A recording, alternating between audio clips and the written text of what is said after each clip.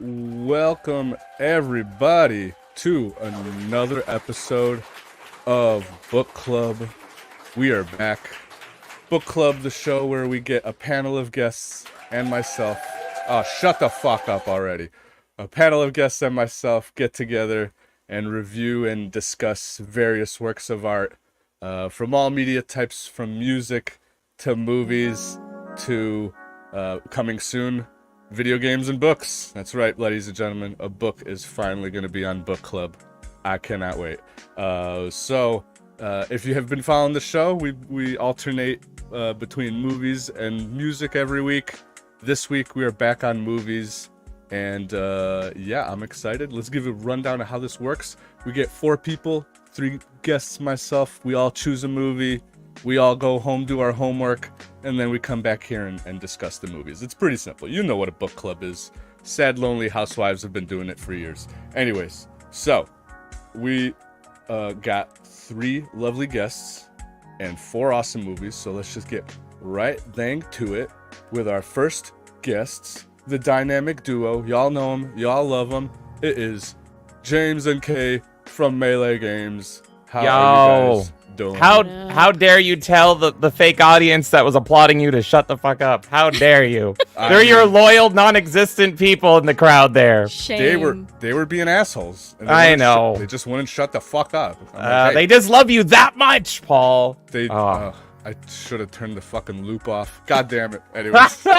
It's great. I'm excited. I love movies. I'm obsessed with them. As we were saying in the pre-show, my watch list of films has exceeded 2,000. So I was happy to check some things off with this list, and I'm looking forward to diving into them with you lovely people here.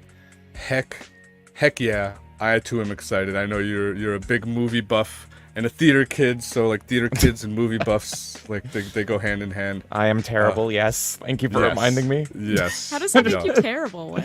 I'm a no one likes the theater. Theater kids don't even like theater kids, okay? Yeah. I'm dating the theater kid, so at least one person does. That means you're the lowest bar. Okay, you fucked up. You fucked up. Rip. Oh my God. No. All right. And our final guest, my fellow company boy and brother, Mr. Insidious Bliss. What's going on, buddy? Hey, what's going on? Thanks for, you know what? It looks like you actually practiced that intro some. You know what? Well done, sir. Thank you. Do you know how many times I practice in my car out loud to myself? About 5,000. Because I was like, how do I introduce it? How do I explain in a quick, short time all the things? And yeah, I ran through that like a couple thousand times in my head. And thank you for noticing. I do appreciate that. It was beautiful. Well done, you got sir. me thinking of Lonely Housewives. So you got everyone excited. You're like, huh? Lonely Housewives. Oh, we're in. It's because I'm like, it's called Book Club. Everyone's expecting books. I'm like, no, it's the premise of a book club. You know how people sit and get together and discuss things. But it's 2024, so there's more than just books to talk about. And yeah, and with movies and music, there's like too many. That's why I try to squeeze in 4 an episode. But when we get to books and video games and TV shows, it'll be just 1. And it's because books and movies are shorter to consume and they're easier. But yes, we got too many movies and albums to get through, so that's why I'm trying to jam in 4 and the idea of the book club. But anyways, yes, let us get right to it. We have 4 awesome movies. Let me pull it up here. And also, yeah, we are on StreamYards today, if you didn't notice on the dang top right of the corner. Oh, and also let me say hi to chat. But yes, if I practiced that intro so much that afterwards it's like I'm winging it from there. The real chat, the real people applauding you. We can't hear you applauding. I know you're all just freaking out just as much. You're just like, yes. Let's talk.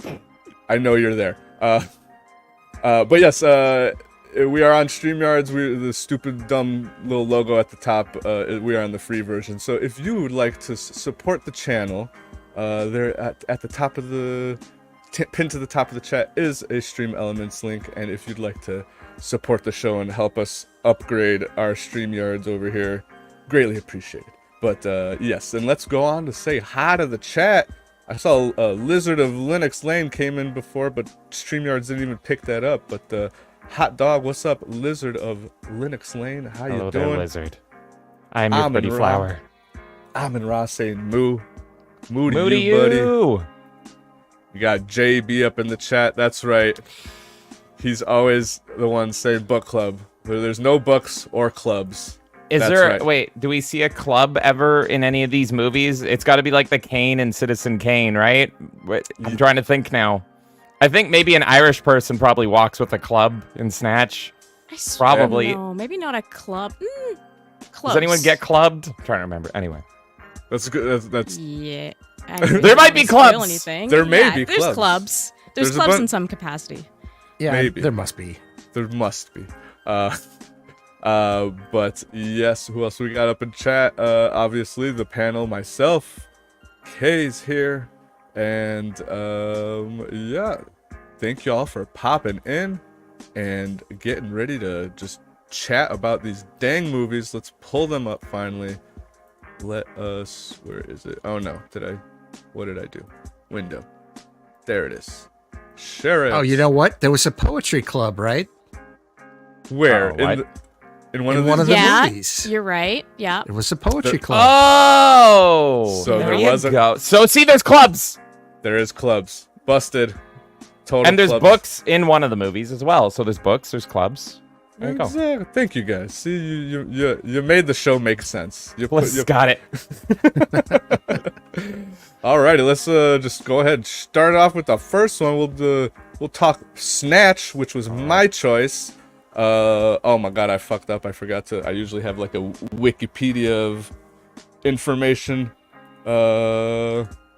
When the movie came out, I think the movie came out in 2000 by the great Guy Ritchie. I am a fan of Guy Ritchie's film. I haven't seen all of them. I haven't seen Lock, Stock, and Two Smoking Barrels, which is his first one. Oh. But I've seen this one a million times, and I've even seen his like kind of recent one where he tried to do a King Arthur thing with the guy from Sons of Anarchy. I actually kind of enjoyed it. It was kind of cringy, but at the same time, it's a Guy Ritchie movie, so like he has a style. Like you could once you like watch his movies, you could tell he's got a style, and I enjoy it. I enjoy his style of film. I honestly was thinking as I was watching this, rewatching this.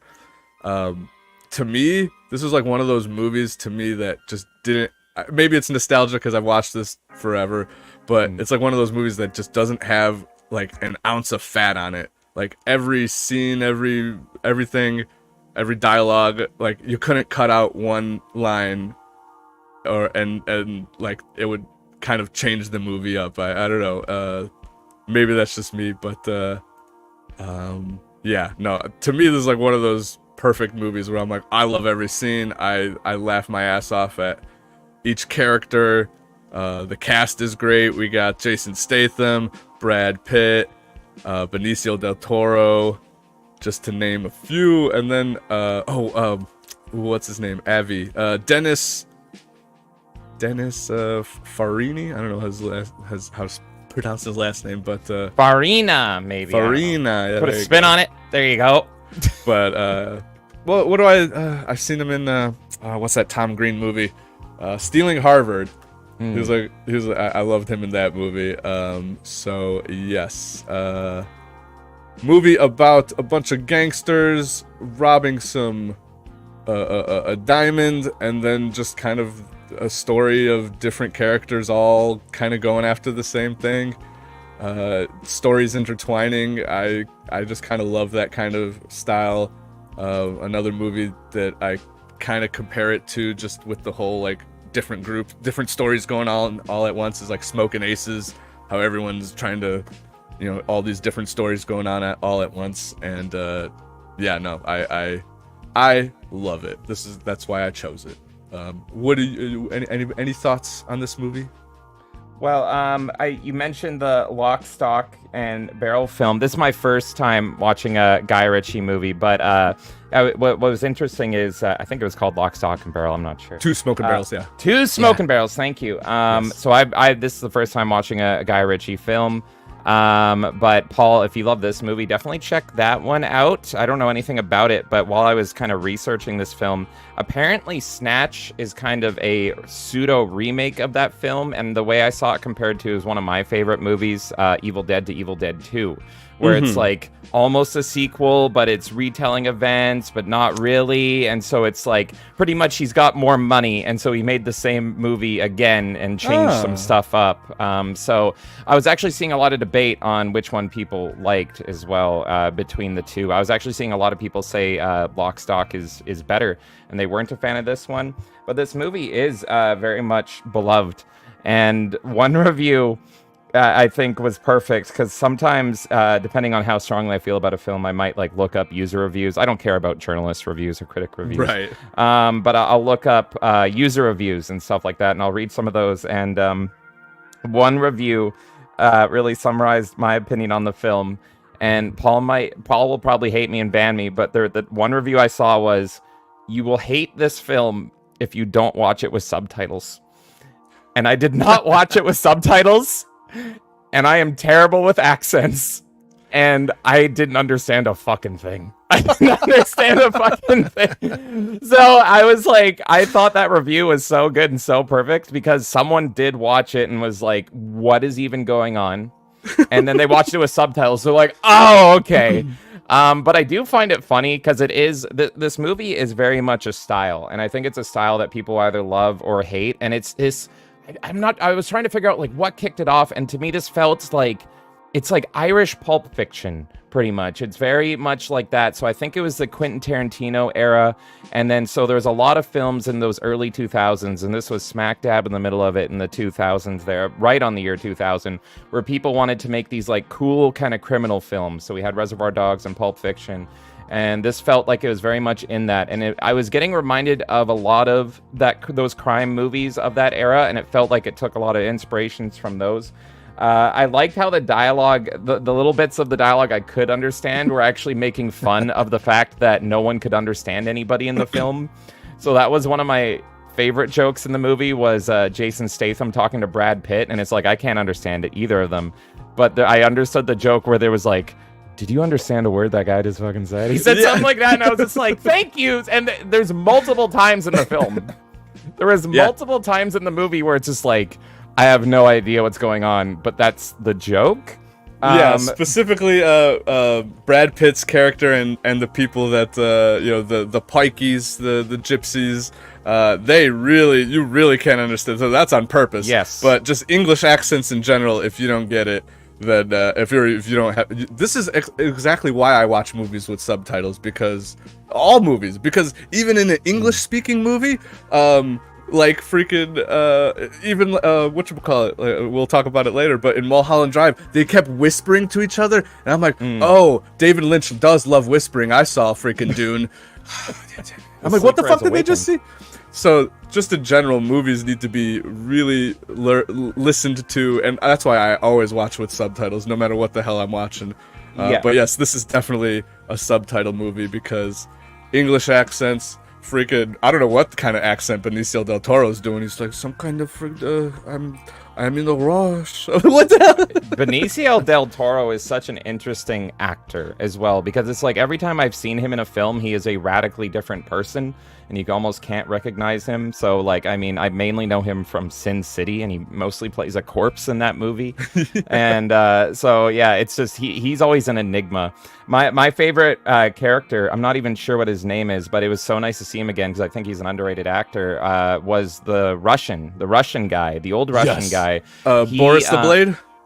I believe so, yeah. He is actually in one of my favorite films, Eyes Wide Shut, and he plays a very different character, but his mannerisms are very similar, and so he kind of moves the same way, and he has that thick, more classic Russian accent, and so he was a standout character for me. It wasn't Brad Pitt or Jason Statham, but it was great to see him and like kind of bring those mannerisms that I liked in Eyes Wide Shut to a different role where he's not. Well, I won't spoil Eyes Wide Shut, but he's not as like, even though he's a criminal in this, he's not as much of a likable person. Oh, there, Bliss has the name, and I could not even begin to pronounce that. Yeah, that's why I put it in the chat because no. Like, what is that? Rad Rade Serbia? Serbizia. He's Serbian? I don't know. That looks Serbian to me. It does look Serbian. Yeah, Serbedzia, I think.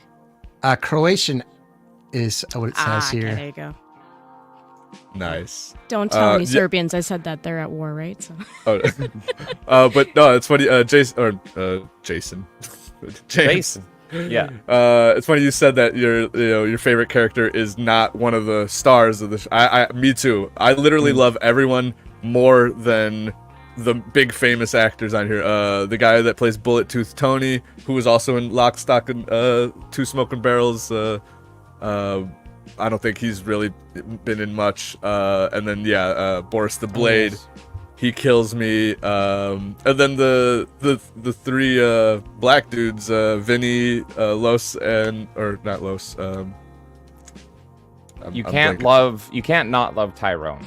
Tyrone, who's on the poster right now. He's definitely the standout of the black guy trio, whatever you want to call them. Soul.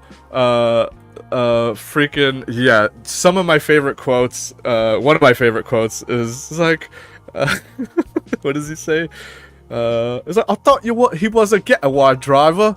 The fuck's he gonna get away from? Yes, That was a 1-to-1 impression. That was crazy. What the hell? I watched this movie a lot. Yeah, I was like, I I feel watched like I'm this watching the film again.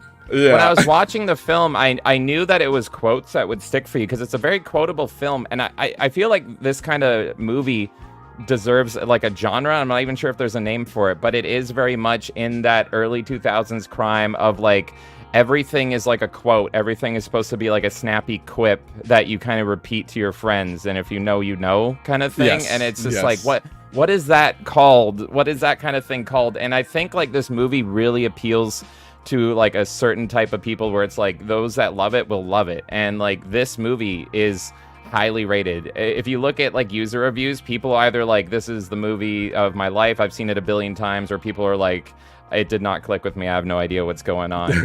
But yeah, if anyone listening is into those kind of movies, pretty much where it's just like you're gonna remember those snappy lines, you're gonna remember those quips and everything, and that's the things you're gonna laugh about. Like, it's absolutely worth checking out if that appeals to you. If those old Quentin Tarantino style films and Smoking Aces, as you said, that's a great comparison. That's the kind of film it is for sure. And then because like in each group, there's like one person that is the snarky guy, and that's part of my criticism of this movie. I love the movie, but like, there's always like that one guy that's like snarky, one-liners and everything else like that. So it does suffer from a little bit of like, yes, they have all these characters, but honestly, some of them are the same character, just different situations. for sure. Man, it is. It's a great movie still. Yeah.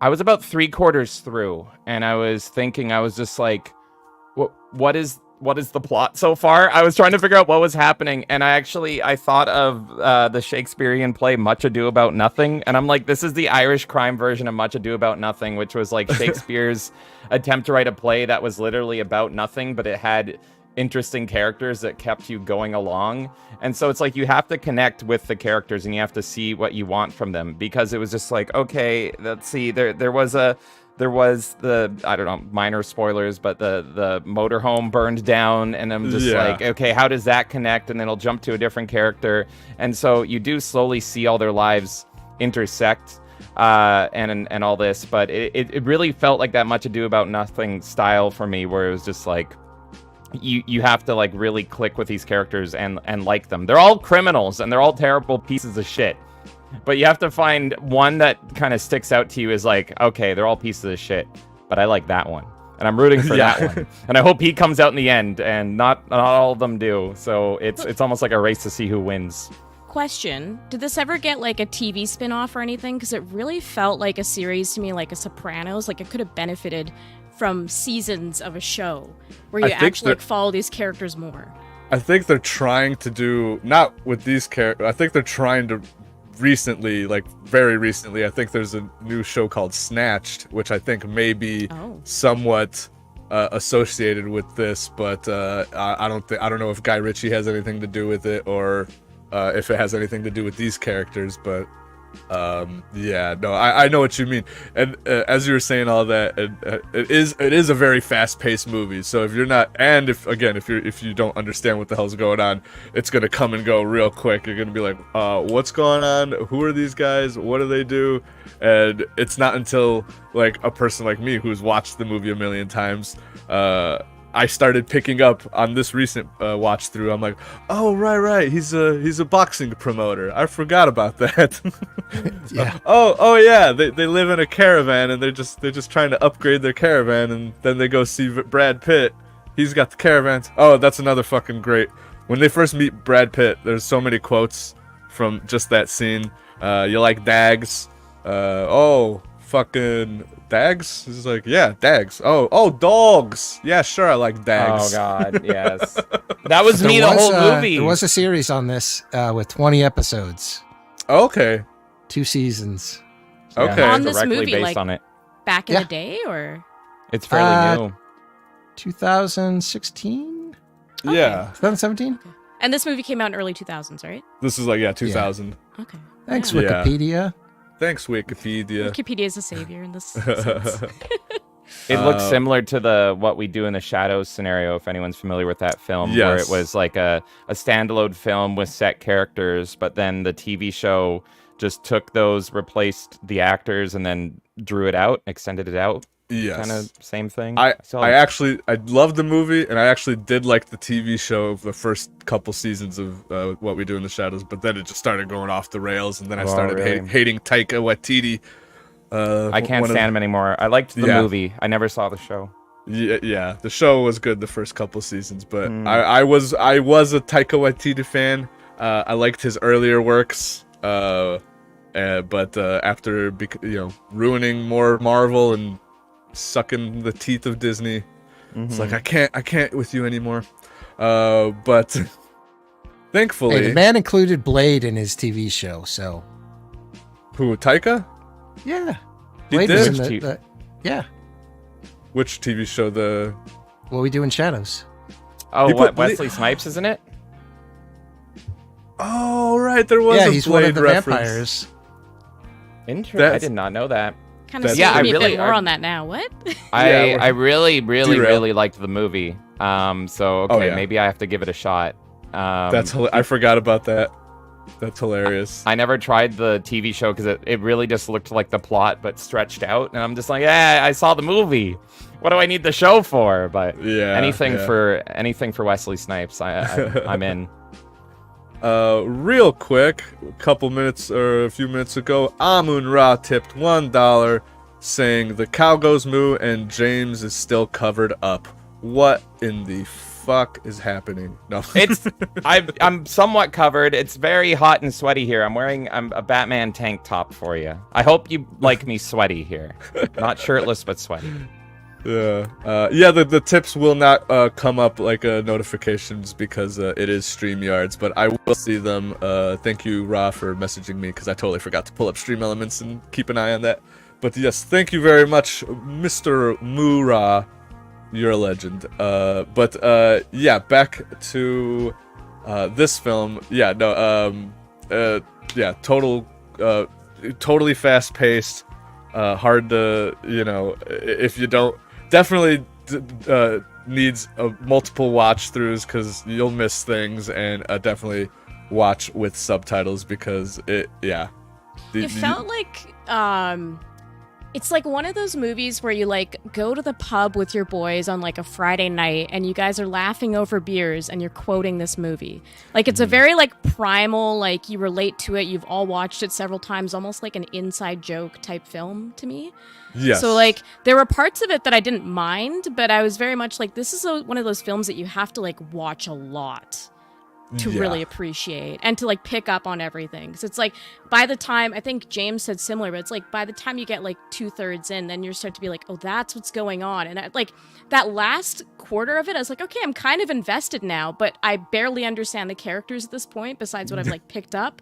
That now it's like I don't have enough time to like really appreciate them, but like it picks up in the last quarter and I'm like, okay, I can see how this like people like this film. It just the first half was like slow for me in a sense because I didn't understand what was going on. So right. There's a group here. Okay, we're cut to this group, but like, what were you talking about? And then what were you talking about? How does that relate to anything? Right. And then the pieces come together. I think by the time you see the trailer on fire, that was the first moment I was like, oh, okay, this is the tension plot of the here. film. Yeah, I was like, this is what's going on. Okay, I get it. We've got a I death. loved the We're fight cooking scene. now. I loved the like the boxing fight scene. I thought that was really well choreographed. The other like gripe I kind of had with it was like the unnecessary slow-mo. I think that's just like a design choice. Yeah, it's just it really style. pulls me out. I hate seeing that in film. It's like it's so jarring. There's a lot of different styles pumped into this film, I noticed. So it's not like it's almost like the director is experimenting and seeing what style he likes. But I noticed there was slow-mo. There is a certain kind of slow-mo, and I'm the same. I get really picky with my slow-mo. For example, Fifth Element's a great movie, but literally the last 2 seconds are in slow-mo, and every time I see that 2 seconds, that's like this weird off-putting slow-mo. I'm like, it just comes crashing to a halt. I hate it. There was a freeze frame at one point or something too, wasn't there? No, that's the thing. Is there's freeze frames, there's slow-mos, there's zooming into guns and 3D rendering them. There's almost Nirvana album covers getting redone in this film, which I thought that was the style that worked. So it feels like the director's like, now that he has a budget, it feels like he's playing with things and he's just like, let's test this one. Do I like this? Does this work? Does this work? I would have preferred if he like stuck to like kind of one theme. But the movie is very quick, very snappy, and then suddenly it will just be like, let's try this style, let's try this style, let's try this style. And it's almost like just experimenting. This game feels like you're on speed the whole time, but every now and then you experiment with a different drug. Yeah. And so it's just like, all right, that was enough speed. Let's slow down, and then let's go back to speed, and then let's try this drug and see what this does. It's like the video game Narc almost. He's just menu wheelhousing all these different drugs he's trying, which is kind of neat to watch the first time. I'd be curious how his like later films progress. Like maybe they're more like they stick to like one style or something. I'm gonna look up and see if I've seen literally any other Guy Ritchie film, but I don't believe I have. I saw he directed like a Madonna biography or something. I'm like, that was weird, but I think he's married to Madonna, and I'm just like, oh, there's a rabbit hole here. Yeah, he was at one point, I think. Oh, what? Oh, apparently he did the Sherlock Holmes movies with Robert Downey. I think that had similar so slow-mo. Different. Oh, No, Rock and Rolla. That's another gangster movie he did. I remember seeing that. Yeah, oh my! You say it's weird, Kay, but if I remember, I didn't care for that Sherlock Holmes film, but I think it has like similar fighting, doesn't it? I think there's a fight scene similar to the Brad Pitt fight scene in this, where he's like, because it's Sherlock Holmes, so he like calculates like he's gonna punch at this point or something, and it like slows down everything. Yeah, maybe so it feels like he's doing works. homages to his former stuff. Yeah. Did it have the spiral screen wipes in the beginning? Yeah, you gotta. Yeah, have that is the one thing that I thought someone was going to mention. Was in that intro, all of those spiral like screen wipes. I'm like, what the heck is going on? Like, I did not remember that with this movie at all, and I'm like, is this movie gonna be bad? So, hey, I like those. Those reminded me of good old like Star Wars swipes and just old time. Just it was the 2000s. They were working with transitions. They're like, ooh, digital stuff now. We can just do whatever the fuck we want without having to fucking cost an arm and a leg just to do a transition. Going through all the transitions. The problem so it was ahead of is its I time. didn't have time to remember it. And so I think I now know what you're talking about. But I was processing that scene, and I was thinking about it, being like, that's weird. But by the time I was finished thinking about it, already 10 more scenes happened, and 10 more new ideas were thrown at me, and I was just like, I gotta keep track of all that. Yeah, it was like a panic trying to keep up with that film. But yeah, it just ended up feeling slow because you're like, what? Who's going on here? What's running? Yeah. But I will say, like, one compliment I'll give to this film is, I don't know how much we spoil on this show. Like, do we fully go into it? Or? I go spoilers. Everybody, spoiler alert. So if you haven't seen these movies, sorry, sucker, you should have. So, like, during that whole Brad Pitt fight scene and the, like, near the ending where it's clear, like, what direction it's supposed to go in, and there's, like, that certain swerve, I really liked how the build-up made the story seem like it was going in one direction, and then it just, like, snapped, and you're like, oh, this was, like, an architect situation. This was, like, totally planned out, and they knew how to, like, kind of flip the tide to make it more of, like, I guess, a happy ending, if you want to call it that. So I have to give compliments to, like, the director for that. I'm like, that really, like, caught me off guard, and I'm like, oh, that's kind of like a cool ending to have to that film. Nice little twist. You're like, Yeah. oh no, they're gonna get fucked. It's like, Yeah. no, they were prepared.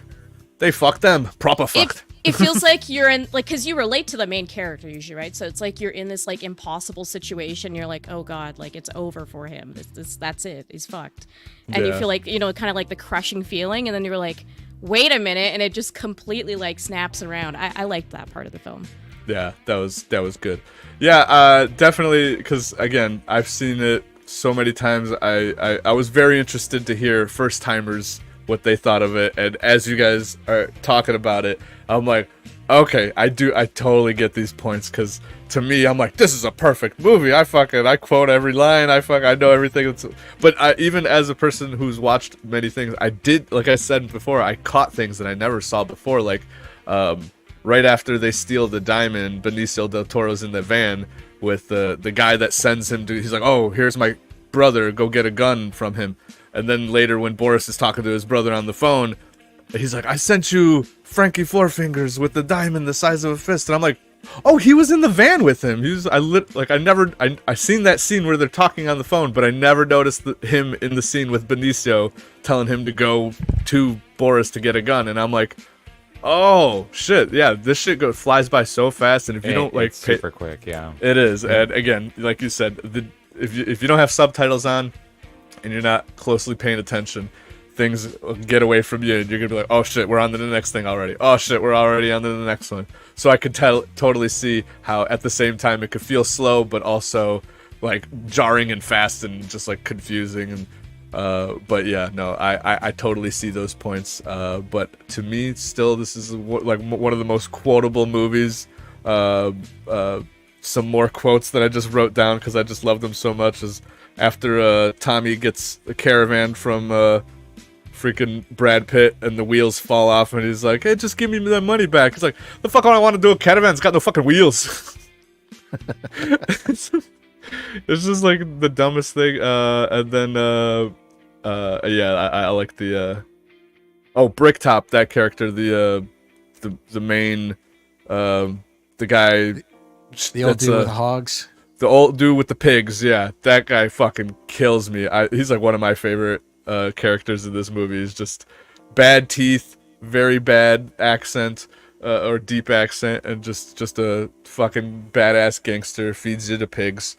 But also I gotta say, I wrote down that the soundtrack to this movie is, like, to me, one of my favorite soundtracks.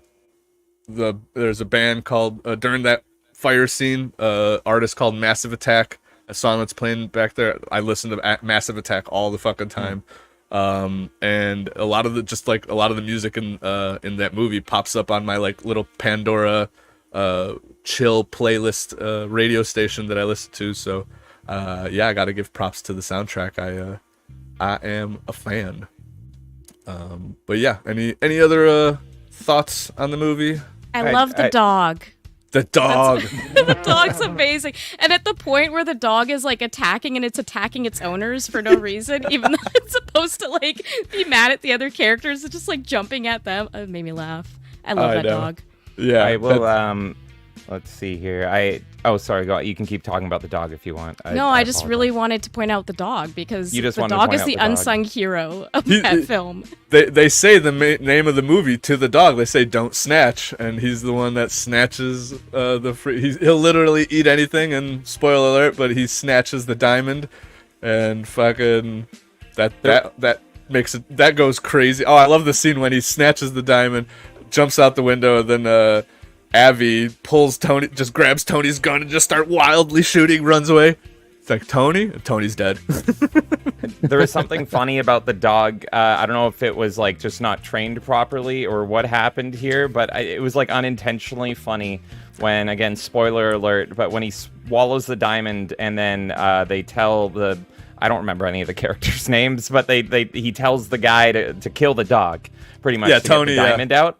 And the dog, like, everyone starts escalating. You have the black guys that are all trying to protect the dog, and then you have these other two characters that are trying to kill the dog. But my eyes are on the dog, and the dog starts attacking the black guys that are trying to protect him.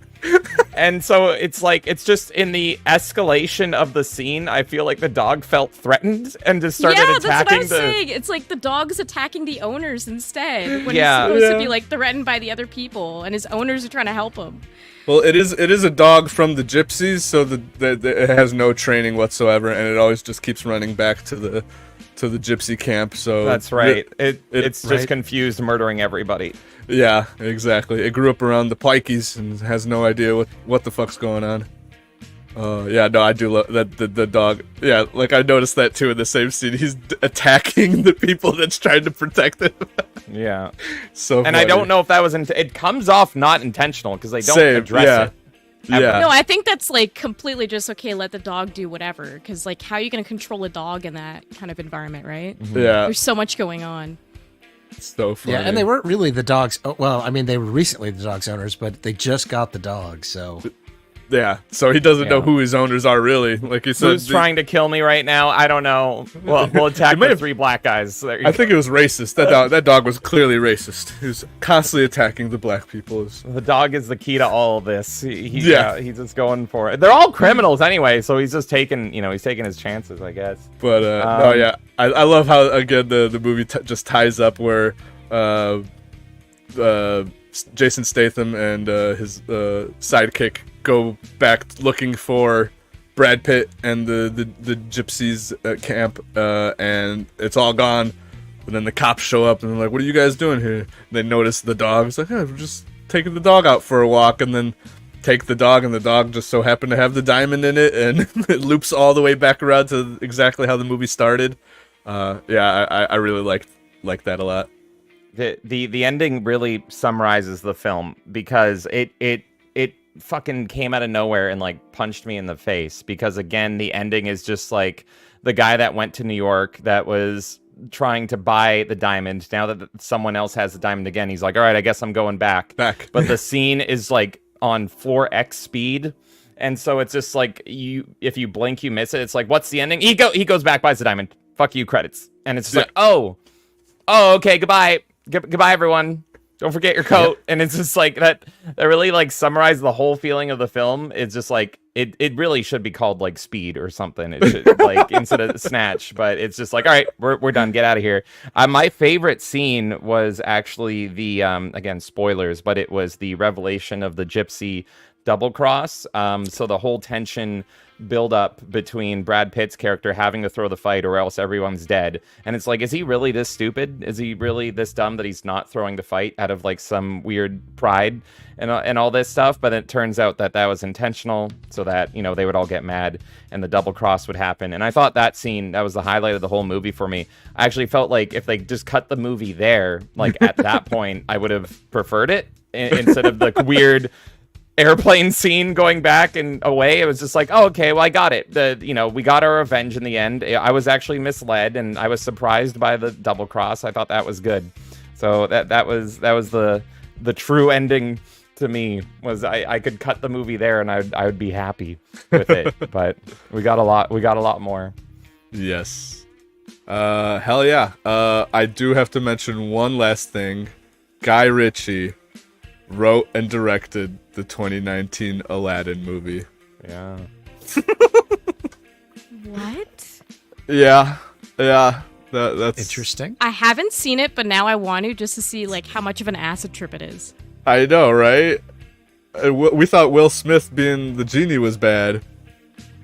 It all makes Now- sense I have to now. watch It's, this it's now. an Oh my intentional God. troll. Just Oh like a my lot of this God. film is an intentional troll. If they James, just super speed up. we're doing a drunk Saturday night with this film. Oh God! Oh We God! have That's to. the only way. Let's do a movie night in the Discord and watch Aladdin, directed by Guy Ritchie. What the fuck? Well, just- see, Paul, I would be interested because you're a big fan of this film and you've seen it a billion times.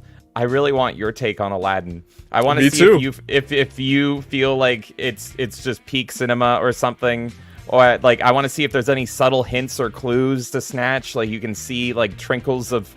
This sounds weird. You can see trinkles of Snatch in Aladdin. Take that as you will.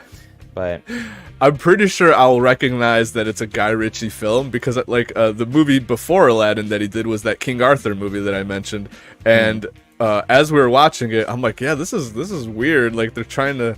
It's kind of like the King Arthur movie is a little bit like how that Romeo and Juliet movie was, where they try to like modernize an old story, but it was still not. It wasn't quite modernized. I think maybe more like the dialogue was more like modernized, but after I looked into it and saw that it was a Guy Ritchie movie, I'm like, oh, things started clicking, and I started enjoying it more. I'm scared that's going to happen with Aladdin. I'll be like, oh, I see what's going on here. It's just that Guy Ritchie stank on it. I like it now. No, I hope not. You're gonna say that Robin Williams is a piece of shit and it's all about Will Smith now, and he just completely dominated the role. I don't even know anything other than I saw one still image of Will Smith as a, like, I think he's like tinted blue. He doesn't look right. He doesn't even look human anymore. Nope. But yeah, oh God, he is blue. Oh, Jesus. Yeah. If you like this movie, I think I would need to see it because I'm gonna have to watch sickened but Aladdin now. curious. Me too. I'm also sickened but curious. So bad. No. Oh my god. Alrighty. Any final thoughts on Snatch before we move on to the next one? I'm trying to see what anyone else said in chat. I saw someone earlier saying that they enjoyed Locked, Stock, and Two Smoking Barrels. Mm-hmm. Which there's also a television series. Well, one season of Lock, Stock. Oh, that was also a TV series? Nice. I know, right? That's so weird. I had no idea. Yeah. Yeah, I Yeah, think my final thoughts would just be like, this is a very specific film. I think you could, if you're curious about this movie at all, if anyone's curious about it, you could literally put on 5 minutes of it and you will know within 5 minutes if you are in for the movie of your life or if you absolutely hate this. I think this is definitely a split movie. It's crazy. A lot of people love this movie, but then a lot of people just simply don't get it or its style. But if you like that early 2000s crime, if you like kind of off the beaten path crime, you know, if you're a proud Irishman or proud gypsy, it's definitely worth a look. If you like a very quotable, stylized film, it's worth a look, but just be aware that it may not click with you. So, but you might find your favorite movie of all time here in this one. Also, I appreciate some of the more British humor, just because, you know, it's set in there. But Yeah, if you like the smart-ass type of humor, this movie's for you. Yeah. I love it. It is definitely one of my favorites of all time, and yeah, I'm happy to hear some fresh, you know. Oh God, Shane Bentley says Paul Blart Mall Cop is greater than Snatch. Well, it's hard to compete with Kevin Smith in anything. He dominates the cinema every time. Or sorry, Kevin James. Sorry, yeah, I was thinking of someone that always complains about the heart attacks he has. The other fat Kevin. Yeah, yeah. Sorry, Kevin James. You can't compete with the King of Queens. There, he's a master of cinema. Alrighty. Yes, that is Snatch. Again, I love it, and oh dang it, I was gonna make a segue. You mentioned Robin Williams earlier. I was like, oh, that would have been a perfect segue right there and there. To talk about our next movie. Oh, not just me. There we go. let's talk about Robin Williams. Speaking of, we're gonna move on to the next movie, World's Greatest Dad. I kept calling it Father of the Year. Is that another movie? I wonder if it had like a title in a different country. Like sometimes they'll do that, and it's just like, but known in Sweden as Father of the Year because it is like the word greatest in the title or something. So maybe you could be right. I did the same thing, Paul. What? You thought I kept calling it like Father of the Year or yeah. something. I was looking it up. I'm like, wait, what's that Robin Williams movie? Fucking Father, World's Greatest Dad. That's what it was. Yes. So World's Greatest Dad came out in 2009. It says it's a black comedy drama film, but there wasn't that many black people in it. No, there was a whole poetry session about Black Pride. What are you talking about? Oh yeah, there was. Yeah. That scene they even raised the fist and everything. Listen, Paul doesn't see color. I don't. Oh, okay. I understand. You're either Polish or you're not. That's all I see. The one race, the Polish race. I get The it. the true race. No, I'm joking. But World's Greatest Dad. I fucking love this movie. It was hilarious. I was dying. I was his son right away. Because I knew, because you said don't look up anything, and I'm like, I already know. Spoilers, everybody. I already know about it. Spoilers ahead. It's impossible to talk about this movie without spoilers. So if anyone wants to run and go watch this movie right now, the non-spoiler, I guess, plot of this film is Robin Williams plays a dad, and he's the nicest dad ever. This is truly my favorite Robin Williams film ever, and it's also my favorite job he's ever done. To me, this is a Robin Williams swan song. He made many films after this, but this is like his peak film. But the non-spoiler version of this movie is that he's a single dad, and his son is the biggest piece of shit imaginable. Think of the worst teenager you could ever be a dad to and multiply it by 100. His son is absolutely terrible. And he's a teacher. Robin Williams is a teacher and writer at the same school that his son goes to high school to. And so you can imagine just being a dad to the absolute biggest piece of shit that's chronically addicted to masturbating, and that's the only thing he finds enjoyment in, and everything else is terrible. And it's just that. And that seems like the movie, but I was introduced to this film by someone sitting me down and saying, just shut up and watch the movie and just wait for it and don't look up anything. And I think that's truly the best way to go about it. But we can't talk about this without spoilers, because as soon as you hit, I timed it this time. Is it 20 minutes? It was around the 20-minute mark. It's even deeper in. I remember it being like 35, 39 minutes in, where I was like, oh, this is happening now. Yeah, so there's a good chunk of the movie where that is the movie. That is the movie, and then suddenly, like a ton of bricks, something else happens, and we can't go on without talking about it. So I'll leave it to you, Paul. I'll give everyone about 5 seconds if they want to leave and not spoil the movie. Okay, 5 seconds up. All right. The movie starts off and you think Robin Williams walks into the bedroom of his son, and you think the kid is dead because he's got a rope thing around his neck and he's just freaking just hanging there. Fucking Robin Williams freaks out. It's like, oh my god. And then the kid's like, what the fuck are you doing, Dad? The kid was just jerking off. He's a degenerate. And then again, 30 minutes into the movie, again, he walks into the room, sees him doing that. This time, he is not responsive, and yeah, so the kid was the guy from Kill Bill that accidentally killed himself, autoerotic asphyxiating. It's one of those. I was thinking, also, a lot of people like it. I think the lead singer of In Excess, if anyone remembers that band, did similar. Yeah. Pretty much. So I've never tried it. Can't confirm, folks, but let me know. But some people say that if you near strangle yourself to death while you are cooming during jerking off, it gives you the best orgasm of your life. And so his son is addicted to that. And so you see it in the opening of the film, and he recovers and he's like, "Leave me alone, Dad. I'm fucking cooming here." But then later on in the film, I think it is like 38 minutes later. I swear I wrote it down. Oh yeah. 35 minutes. I wrote it 35 minutes almost on the dot. He does it again to a photo of Robin Williams' girlfriend's panties that he took under the table. Another fellow teacher. Yes, fellow teacher and Robin girlfriend Williams. to his dad. Yes, so David Carradine. Yeah, that was the guy from Kill Bill. that's right. That accidentally, ended his life trying to go for that ultimate coom. And then, yeah, like you said, 35 minutes into the movie, he finds him unresponsive, and so Robin Williams has to make a choice. He's like, do we let it come out that this is the way he died, or do we rearrange his body, put him in the closet, make it look like a suicide, and write his kid's suicide note?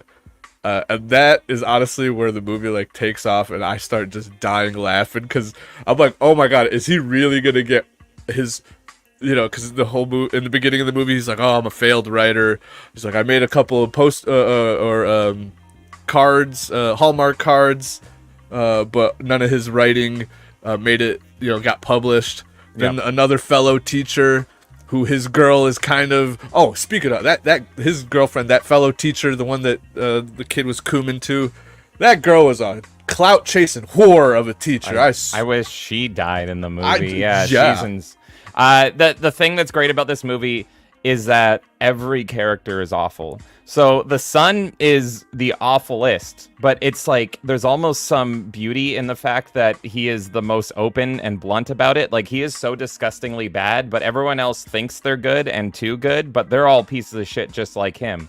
He's just open about it to the point where he's talking about admitting that he likes like poop porn and stuff openly. And he's like, if you don't like this porn, then you're gay and all this. So it's just like, he is very openly terrible, but every character in this movie is terrible, and there's even an argument to be made. I've seen this movie about 5 times. I love it to death. It's literally a perfect film to me, where it's like Robin Williams' character is also terrible too. I love him. I love Robin Williams' character throughout the film, and I identify with a lot of it, and it really touches you and, doesn't let go. But there is the points where it just the movie keeps escalating, and it keeps escalating, and it keeps escalating, and it's at what point does he get out of this lie? Because he is a failed writer. He says at the opening of the film, if I don't get my next story published, I will quit writing. He is feeling jealousy because he is dating a teacher who is very shallow, very vain, and he just wants to appeal to her because he feels insecure. How did I get this girl that's like to him a 10 and he's a 1 because he's so self-loathing as well? And then she's flirting with like the athletic popular teacher, and he gets published in the Wall Street Journal. Oh yeah, he's athletic, but he's the other writing class, because Robin Williams does the poetry class, and he has like what class was writing. he? Creative writing package. He is he's a the hunk. attractive. He had the more popular class. And then he writes one little thing, and it gets published in the New Yorker, and that kind first of thing I ever wrote. It's crazy, right? And it's just, I just love that scene where Robin Williams is like, "Well, it's just the Wall Street Journal. It's no big deal. It's not national." He's like, "It actually is national. No, it's national." And every scene in this movie is the most uncomfortable thing ever, and it's hilarious because it's just like we've all felt those horrible, uncomfortable feelings when you're in a conversation and you're locked in it and you can't leave, and that is every single conversation in this movie. And it escalates so much because, as you said, Paul, he writes his son's suicide note because his son didn't want to commit suicide. He was just jerking off and strangling himself to his father's girlfriend, and so he writes the most amazing, beautiful suicide note, and then of course it leaks. And everyone in the school reads it, and they perception is reality. This movie is all perception is reality, and everyone suddenly realizes that, oh, he was a tortured soul, and I identify with him so much. He was just like me the whole time. I had no idea. All the horrible things he did was just like to save face, but in reality, he was going through all the same problems I'm going through. And it keeps going and going and going from there. It's just wonderful. Yeah, I was dying laughing at everything. How each of the different students were reacting to it, and then like just one's coming out as gay, one's coming out as just all of that was I was just dying laughing at all of it. And then how Robin Williams is like, oh, my work is getting out there and people are liking it. I feel like you should pull up a picture of the sun if you could find that. Oh God, a safe for work photo of the sun, safe for stream. Very few photos. The portrait that was. I was gonna look up. Yeah. I was gonna look up that portrait. And watching this movie so many times, there's so many little subtle tells, and it's so perfectly crafted. So the son hates photos. Everything is gay to him. Everything is the worst to him. And it's hilarious, but there's one photo of him. He had one school photo that he was obligated to take, and he looks terrible in it. So every time he comes home, he slams that photo down, and he's like, that photo's gay. But Robin Williams loves his son, or wants to love his son, so he always turns that photo up. And I noticed this time, I love the tell of, he's dead before we even get an indication that he is dead, because the photo is still up. And so every time he comes home, he just subtly drops it down. But then it's just like, the photo's still up. Did he not come home? What's going on? Why would the photo still be up? And that photo keeps coming up. Like, there's times where Robin Williams feels shame, and so he will put the photo down as if his son is watching him do something horribly shameful and everything, even though his son had literally no shame at all. So, yeah. Oh, it's great. Let's see. When everyone is identifying with everybody, I love that scene as well, because it doesn't, you don't go through every single student in the school and get their own personal feeling. You get effectively a music video style telling of everyone reading his suicide note. And so they are now visualizing him as a pseudo version of themselves. So the nerdy girl going like, oh, he was bullied. Yeah, there's the photo. There's the photo that you keep seeing come up, the one photo of him. But yeah, so the goth girl, even though he called her a whore, now she sees him as like he was a goth kid, of course. He was just like me, the gay kid. It's like, yeah, I was gay, and it's like he constantly used gay as an insult for everything. I don't think you guys would have gotten along. And all the adults are different, whereas they all feel like guilt. Like, they could have prevented this. They could have stopped this. They were mean to him. The principal was trying to put him into a special ed school. And so when he reads a suicide note, he visualizes him, kicking him into the short bus, wearing, a helmet and everything. It's just like, I was going to do that to him. Oh, my God, I'm the monster. Yeah. But anyway. I love the build-up in this film, too, though, because, the title could seem like it's sarcastic, but truly, Robin Williams is the world's greatest dad to this son. In the 40 minutes that he's alive, he is just perfect to him. He'll drop his plans for him. Do you want dinner? Yeah, sure, your friend can stay over, whatever. And, just every moment, hey, let's, listen to some music. What music do you like? Oh, that's gay, I hate that. Oh, yeah, screw this, every moment, he's clearly thinking about his son, and he's very selfless in the first 40 minutes of the film. And this film I've seen before, but it hit me emotionally again when he catches his son dead. It's holy moly! Just the way that they depicted that, the way that it depicts death in general, with just the emotions you go through. It wasn't very Hollywood. It was very real and visceral, and it was what else are you gonna do except for collapse and freak out? And then after get up and have to deal with it and be well, shit, now I have, what do I do with the situation? And he's clearly looking around and okay, how do I handle this? Okay, I guess I'm going to have to write the note and do this because I don't want my son caught with his pants down. And this is the last things that you see of this person. And so I just love that build up, the first 40 minutes, life is slapping him in the face constantly, but he's just this loving father. And even when he goes on the date with the girl, he brings him along because he's oh, well, I need to bring my son. I promised I'd, eat with him tonight. So it's even though he's obsessed with this girl, he's still, going to put his son first. And he doesn't stay the night with that girl because he's oh, I need to make sure, I'm with him. So it's just, so shocking when that moment happens. And what I love that this story tells is it's almost the movie starts to flip on its head and he slowly kind of goes into his emotions and isn't selfless anymore. He slowly becomes selfish, very subtly. And by the end of the film, you can look at him and be like, you're a piece of shit. But if you've witnessed the whole film, you go, it's your fucking fault that he became this selfish piece of shit. All of you that are judging him now, that are getting mad that he did this to you, look at all of the shit that you guys did to push him into this direction.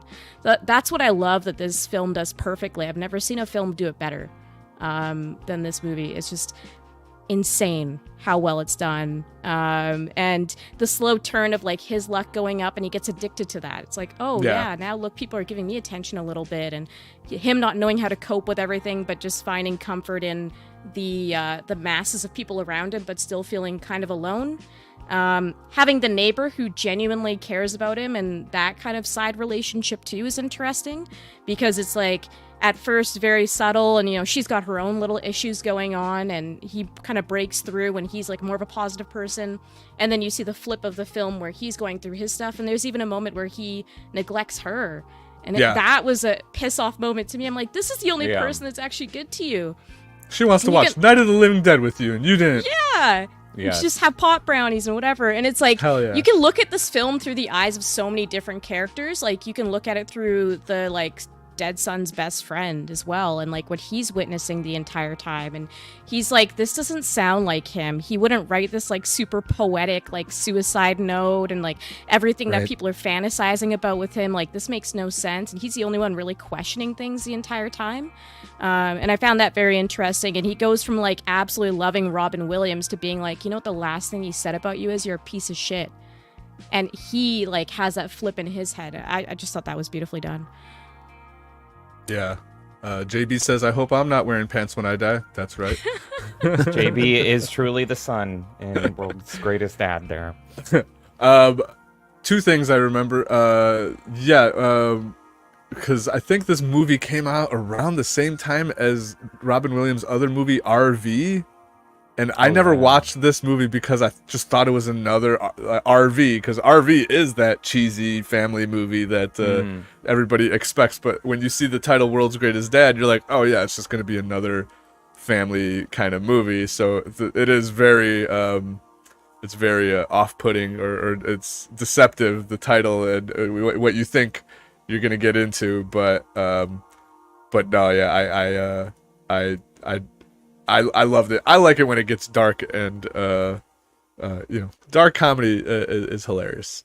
I don't care what anyone says. But the other thing I remember I was gonna say is I remember the first half of the movie, the first 20-30 minutes of the movie. Kids, a total piece of shit, and I knew before, this was my first viewing, but the movie was spoiled for me. So as the first 20 minutes were going, I'm like, I can't wait for this fucking kid to kill himself. But then I started feeling bad because he's just porn addicted, just freaking degenerate, and it got me thinking like, oh my god, man, that's like, how many kids are out there? Like, kids don't have a chance today with like the internet, OnlyFans, how degenerate everything's been getting and all that freaking. And I'm like, I feel bad. Now, by the time that scene came up where Robin Williams walks into the room, I started feeling bad, and I'm like, yeah, man, like I don't know. I started thinking about real life and just like how kids got it today, and like, dude, like it's terrible for a growing mind. Like, this is what kids end up being, is just this degenerate piece of shit, freaking borderline school shooter, yeah, man, it's like, not to get deep and sad and all that, but that's kind of what the movie's about. But like, it makes me think of like kids today, and like how girls are acting like OnlyFans. As soon as they turn 18, it's OnlyFans. That's what guys see of girls. So that's like, where does a kid today have a chance to just meet a nice normal girl anywhere? Every girl they're gonna run into some sort of OnlyFans girl or some sort of degenerate, and yeah, man, I feel for the youth, especially the men, the little boys growing up, that like, shit, man, I hope that kids don't go down that route and have that kind of a experience. So by the time that came up, I started like feeling bad and kind of teared up myself. I was like, not only is the scene emotional, but I'm thinking, real world shit, and I'm like, oh, damn, man, that's deep. It's kind of funny you said that, because like you said, James said, like, don't look up what this is. And this starts, I'm like, oh my God, is this going to be a dark comedy about a school shooter? That's where I thought this movie was going. It could have been. Yeah.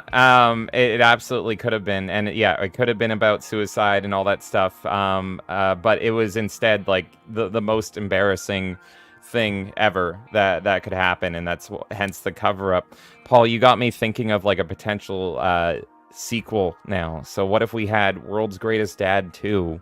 But it's like TOO, and it's a sequel where all this came out. But now it's, this came out in like 2009, so it's current year. And so every male is acting like this kid here. And so all the parents are like, I really wish that Mars' son would kill himself, just like that other kid. Because they're all just busy jerking off, and all the girls are terrible. So like Bobcat Goldthwait, or however you say his name, could literally do a sequel that's an even darker comedy, where it's just like all the parents, all the boomer parents that probably raised the kids terribly, they're partly to blame while their kids are jerking off to German Scheiße porn as well. They just heard about the events in this film, and so now they're just kind of wishing it would happen to them, but it's a whole school of them. It's almost like Gremlins. It's just like it's just full of the worst kids imaginable. Which that's what it is. From what I've heard, that's literally what it is. So he could do that. It would be too close to reality, though. But he could do it. Yeah, a little too close to home. JB saying, when I was a kid, you had to steal your friend's parents' dirty mags. Exactly. You had to go out of your way to find smut. But now smut is in your. They're twerking in your face every single day. Where does a kid even have a chance? I love that scene where he's talking. Robin Williams is talking to his neighbor. And she's not an attractive woman, but he is so porn addicted that he is watching her change through the window, even though she's ugly, because he's just so porn addicted. And she says that, and you can tell she's kind of flattered because she's an old woman. So then what does she do? She because every action in this movie has a reaction. Everything impacts the next character. So she starts strip teasing for him. But now that she is in on it, he is uninterested, which makes her even more insulted. So he's just watching her being like, really? It's like the enticement was just the catching her when she wasn't looking. And now that, she's in on it, it's just like, you're now just an ugly old woman. I don't care anymore. That's hilarious. A couple of other famous people I noticed. The voice of SpongeBob was in there real quick when they're putting him on that Oprah-like show. I was like, oh shit, is that SpongeBob? The voice of SpongeBob? Yeah. I did not notice that. That's awesome. Yeah. Yeah, I saw that. It was just a quick scene. And then, yeah, like you mentioned, Bobcat Goldthwait was the writer and director, the goofy voice guy from all the Police Academy movies. Whatever, how the fuck is do his voice. That when I saw that he wrote and directed this, I was like, get the fuck out of here. Like it's funny. Some of the funniest people make some of the darkest shit, and it makes sense.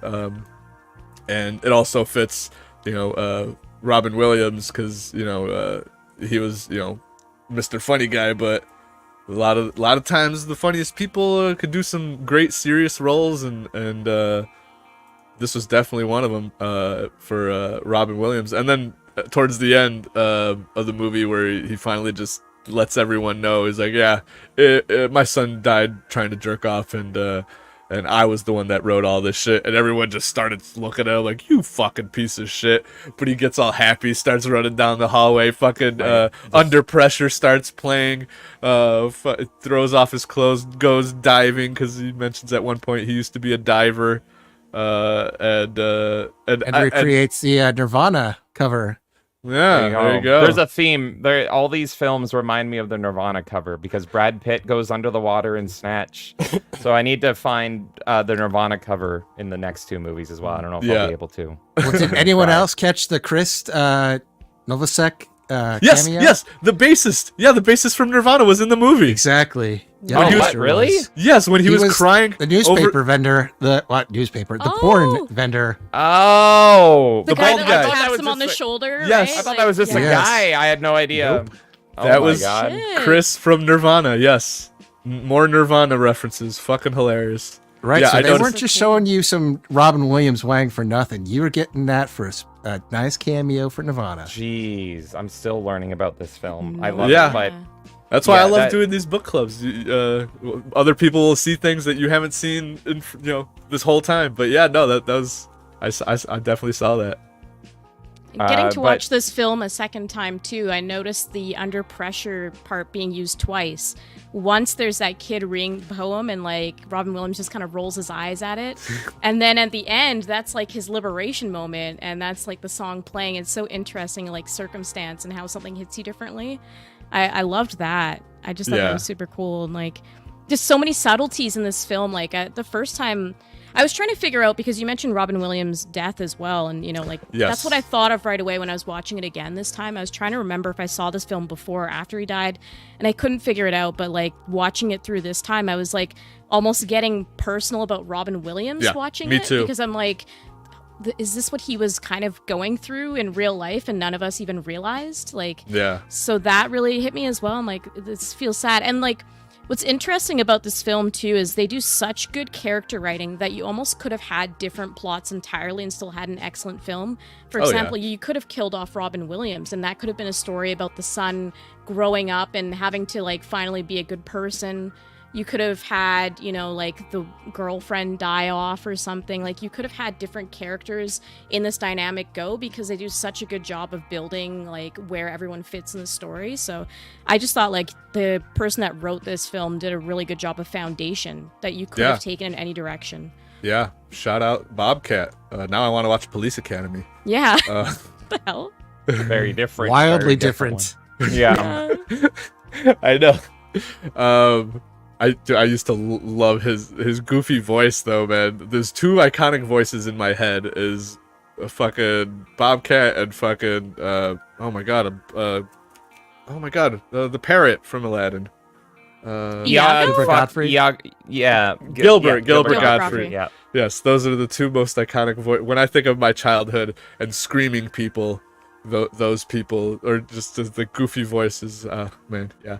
I had one more thing to say about this movie. I forgot. While you're thinking, yeah, if you're looking for this type of comedy, it's probably a stand-up rather than the Police Academy movies. That would be my Bobcats? suggestion. Yes. Interesting. Yeah, I have to see his stand-up. I don't think I've ever seen his stand-up. Yeah, it's more of the darker, or what they call it, black comedy. Yes, yes. That's his style. Hell Yeah, I'm very curious if he's done any other films like this. Me too. I don't think I've ever.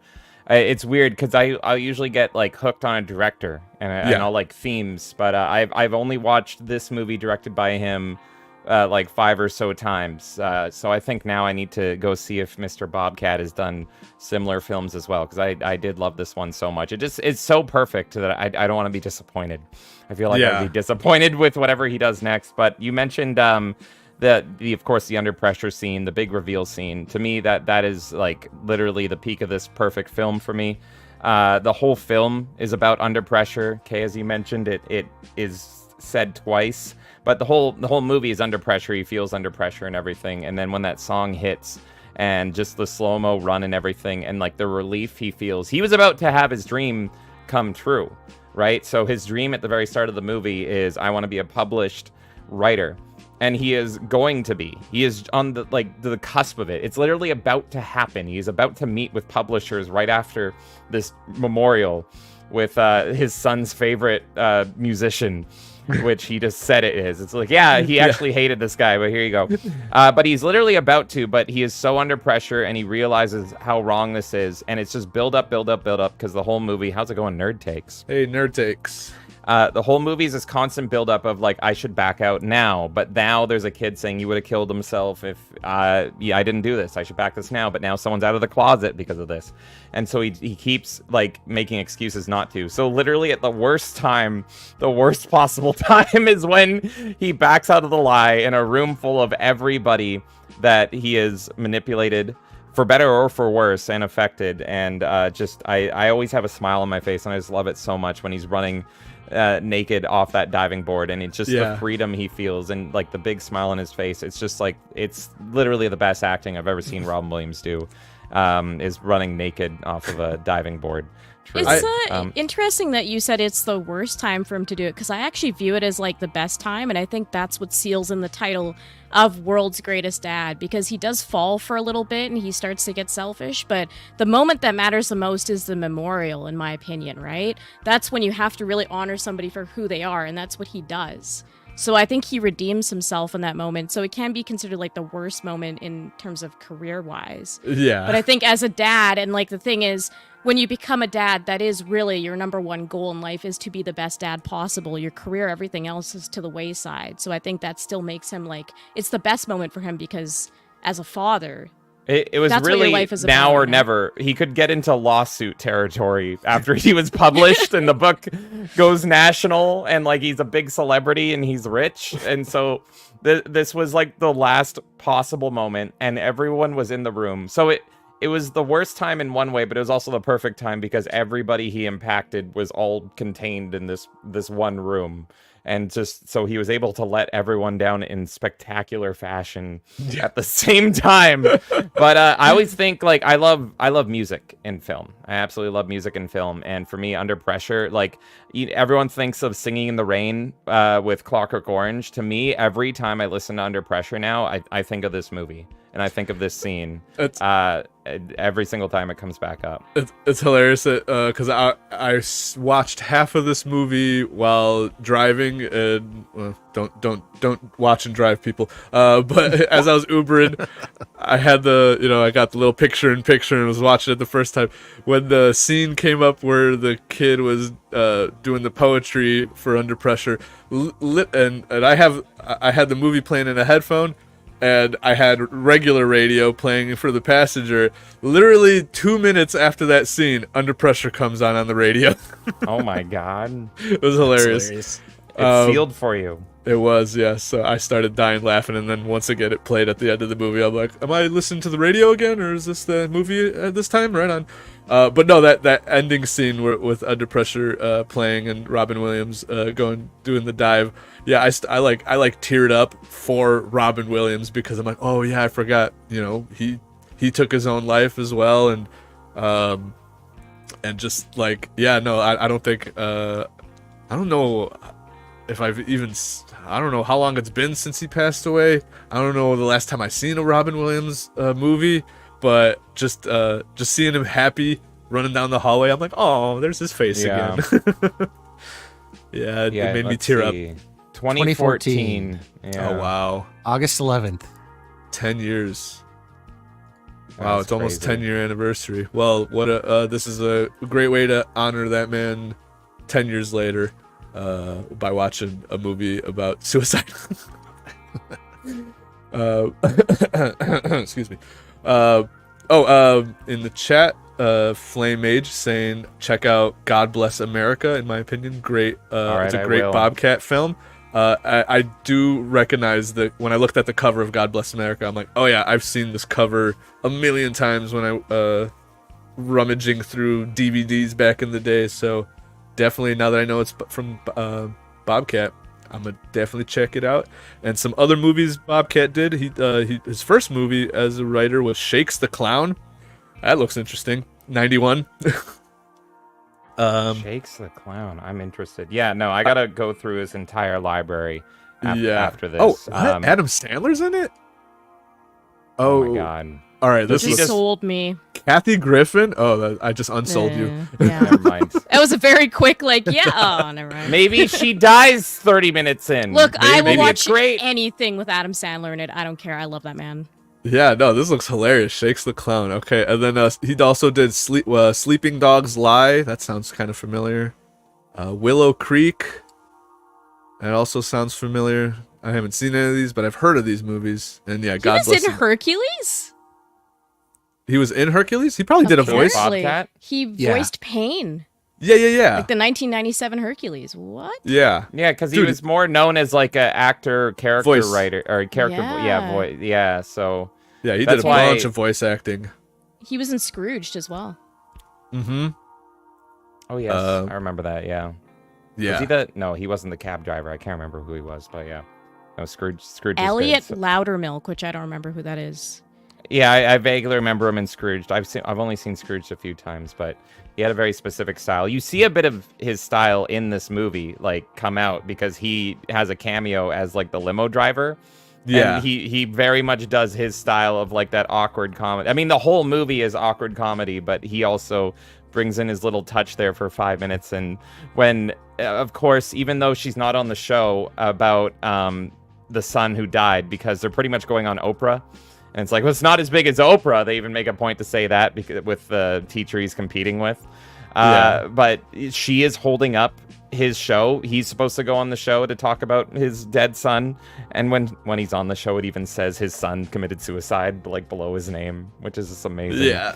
But she's holding up the whole thing. And so the limo driver has to sit on the bed and wait because she keeps getting changed.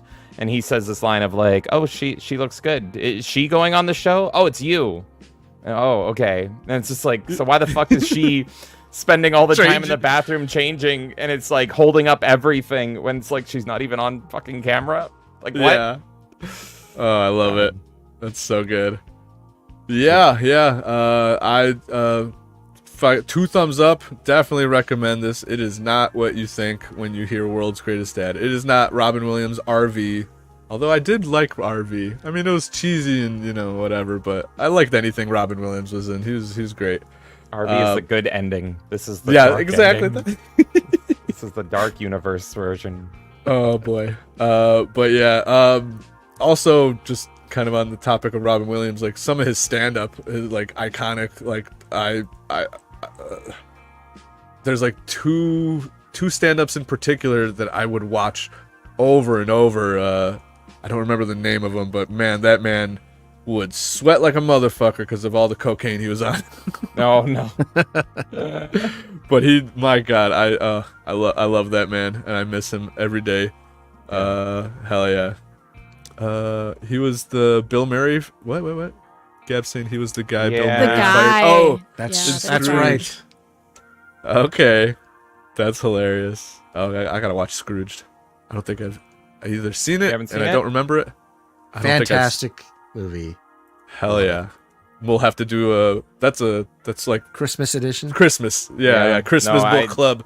I think you'll love that one, Paul, for sure. It's very up your alley. I wouldn't be surprised if it's your favorite rendition of Scrooge. It's got Bill Murray too, right? Yes, he plays Scrooge. And love Bill Murray. Heck yeah. Alrighty. Any last thoughts on World's Greatest Dad before we move on? I have so many notes. Let me quickly go through them and see if there's anything even remotely interesting. Yeah, as we said, like, this is just like, even if you're not into the comedy, one thing, like, if the dark comedy doesn't appeal to you, I just think this movie is such like a great psychological study in how people react and react about death and everything. I was a big fan of the show 6 Feet Under, and that is a whole show that's like this, but I kind of think this movie does it better in a shorter amount of time. Yeah. But if I've always been a weird person obsessed with death and all that shit, and so I just love the psychological nature of this film and seeing how people interact and react, and it's every character feels very real, uncomfortably real.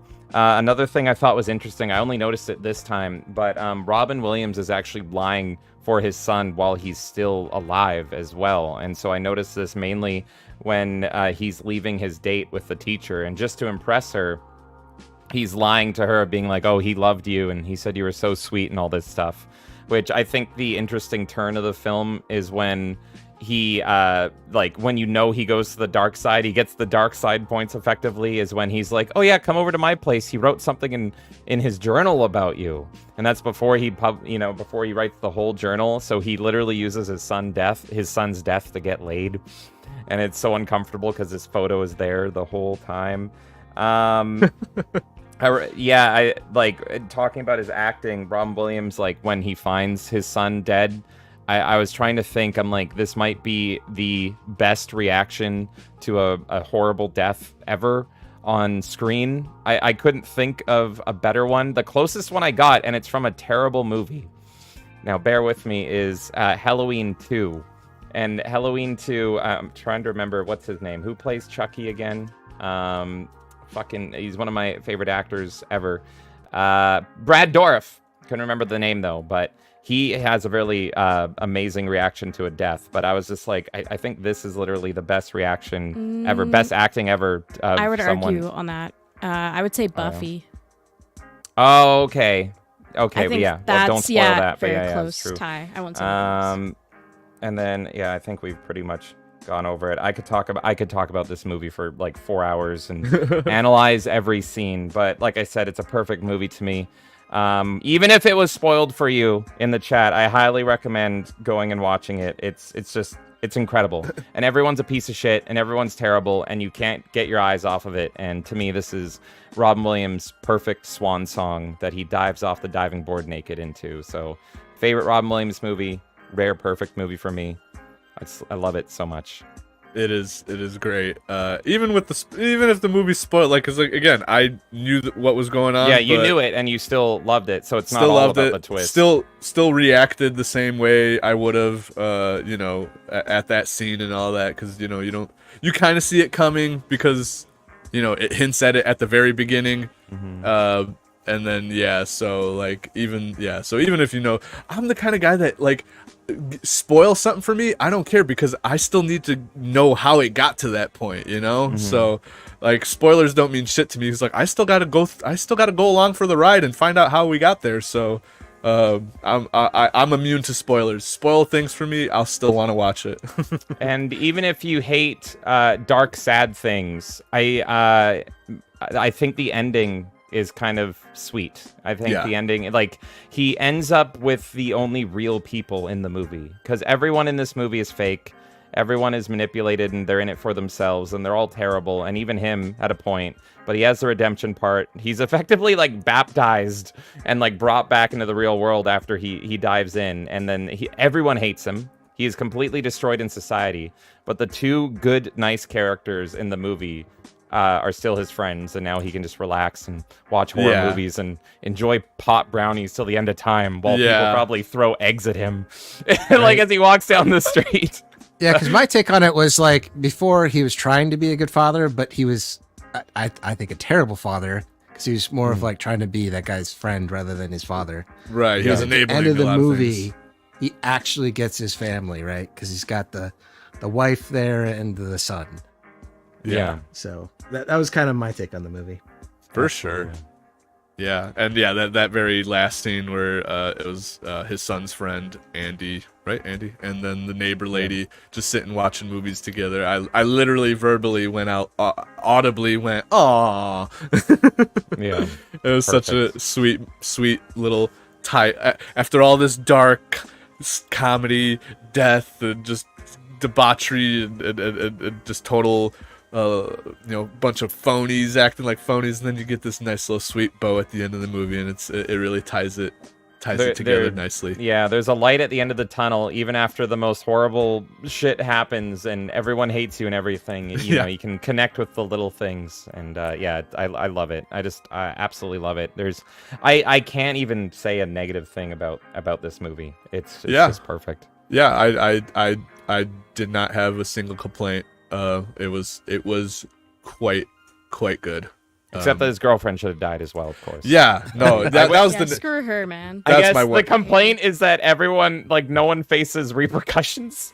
It's just except for Robin Williams constantly. Except for, like, all the terrible people are still terrible by the end of it. Now they have a new target. Now he's the new scapegoat, so it's like, shame on him. Yeah. So it's like, that's just okay. real life, man. It's very real life. It's so yeah. Immediately, the more successful the more athletic teacher picks her up, even though he was getting screwed for half the movie, and he's just right on cue. My girl now, and it's like, really? Yeah. So. Oh man, yeah. No, that was my complaint. Is like, this clout chasing whore of a woman. Yes. You're the reason his son is the way it is. Because if only women would just stick with one guy and stop whoring around, guys wouldn't need to feel like, lonely and need to jerk off all the time. I don't know where I'm going with We that. always have the That's- release the Schneider cut. We need to release the Bobcat cut where she just gets set on fire at the end of the movie. It's like, oh, I forgot to do this, and he just like shoots Just her. light her on fire. Yeah, like, Done. I was gonna done. say that's Credits. one minor complaint I have. I didn't really process it properly or get like why he would still even want to talk to her, because what I said to James is like, okay, so the death happened because his son was essentially jerking off to photos of the teacher, like the photo under the table, and then he has to go and delete those photos off of the computer. Why would you ever look at that woman ever again or sleep with her or anything? That is the one flaw in this film, in my opinion. I could see think, that. and I was saying this to Kay, that it's like there's a scene when the son is still alive where they kind of have a moment of, you're not so different, you and I. And so Yeah. Robin Williams is also a horny piece of shit. And so he literally uses his son's death to get laid by her in the movie, and is like actively thinking about him while they're doing it, because he puts the picture down. Yeah, so I still see this it's as just- flaw in the film, because it's like a real person in that situation would never want to be around that person again. It would I keep don't think reminding he's happy you- about it, but Oh, I don't know. I mean, let's face it. Like, I think Men. if you're a guy that desperate, right? And let's face it. This is a guy too that is using his son's death to live vicariously the life that he always wanted to live. exactly. So, Guys be guys, Kay. You just don't understand. I know. I know. I she honestly, didn't, yeah, I didn't. She didn't get it, and I was like, "How do I explain this to her?" Yeah. Like, Yeah, I'm That saying. was a theme with this stuff. Yeah. listen, we all saw the pool scene. He's not like he's working with a lot there. oh God, I know that. It's weird seeing Robin Williams' testicles. That man was my childhood, and then now it's like my favorite film of him. I see his like floating testicles arise in the water. So It's beautiful. I don't nut shame anyone. What she's saying is true, by the way. That was Yeah. the theme. I felt like watching Snatch. I was like, oh my God, I'm a woman. That was my first thought, because I'm like, this is the most like primal male film ever, and I'm sure I would like this if I was a guy. But as a woman, I was just like, okay. But like is going that on? same moment I had with World's Greatest Dad, I'm like, all of this makes sense and it's great and emotional and funny, but why is he still banging her? And then yeah, James had to explain. he very much clings on to her as well. There's a scene when they're making out. Like he is stupid around her. Like they're literally risking their jobs to make out in school, which would get them both fired immediately. And he says, "Oh, what did a slub like me, or whatever he says, schlub like me get? What did I do to deserve like a hot girl like you and all that stuff?" So he puts her like on a super pedestal, right? Like he's putting that pussy on a pedestal, and so You never put is he- pussy on a pedestal. so is he happy that his son died jerking off to his girlfriend? No, but I don't think he would let that go. It might scar him for life, but he's not going to drop her over that. If anything, he's going to get even more competitive and go even harder after her.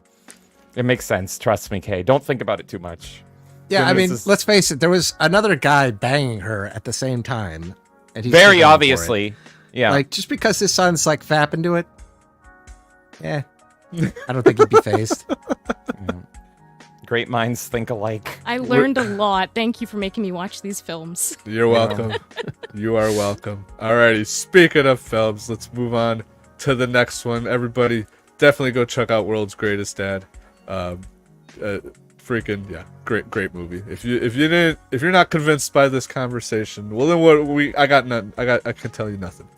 There's nothing I can tell you. Anyways, let's move on to the next one.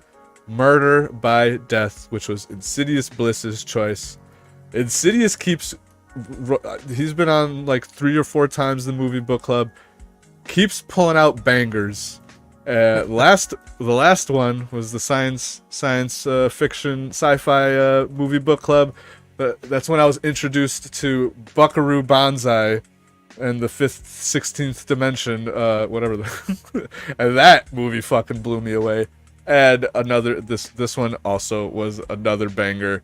I never heard of this movie, didn't know what to expect, but I had a blast. So take it away, Insidious. Why'd you choose this movie? And yeah, what about it do you love I it so think much? like it's going to be a very like divisive movie, right? Because I think there are going to be people that love it and people that hate it.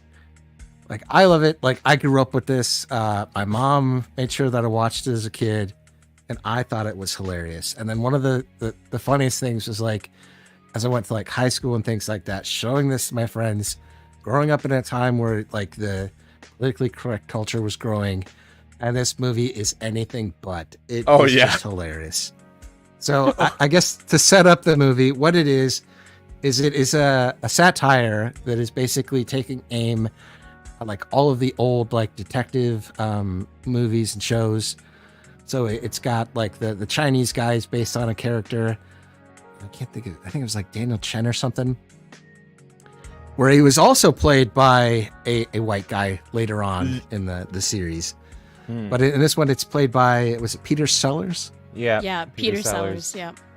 And my goodness, like, just the line and being able to do that and deliver that humor, because, like, I think a lot of people today would, like, look at that and be like, "What, you can't do, like, I don't know what you do and call that. It's like the Japanese equivalent of blackface, Yellowface." But yeah. So, but I mean, there's a purpose to that, right? Because, like, that is something they did. They had an actual, like, character and an actor that portrayed him, and that's what they were doing, and that's what this satire is of. So, you know, it's just like, is it that movie with Robert Downey Jr.? He plays a black man. You know, there's a purpose for it. Yeah. So, go ahead, sorry. No, go ahead. I just every time I think of that character, I'm gonna really quickly before we move on. I always have something to reference. It's Always Sunny in Philadelphia. So just a quick little scene here. Let me pause the music. The whole time I was watching the movie, I just kept thinking of this part right here. Okay. Just like Taiwan Tammy, she on the runway and do a drag queen and nails. Oh, thank you! Are you kidding me? That is extremely racist. It is, and it's so good. And I love oh my god, I love was, Peter Sellers so much. It was refreshing watching this. Yeah, Peter Sellers was the king of racial comedy back in the day. I absolutely love him. And as soon as we were watching this movie and I saw Peter Sellers roll up with the makeup slanted eyes and the buck teeth, I was like, oh, I'm in. I absolutely love this. This movie is made for me. And the whole movie is just like, yeah, it's almost sad. Like, the movie is hysterical. It's so funny.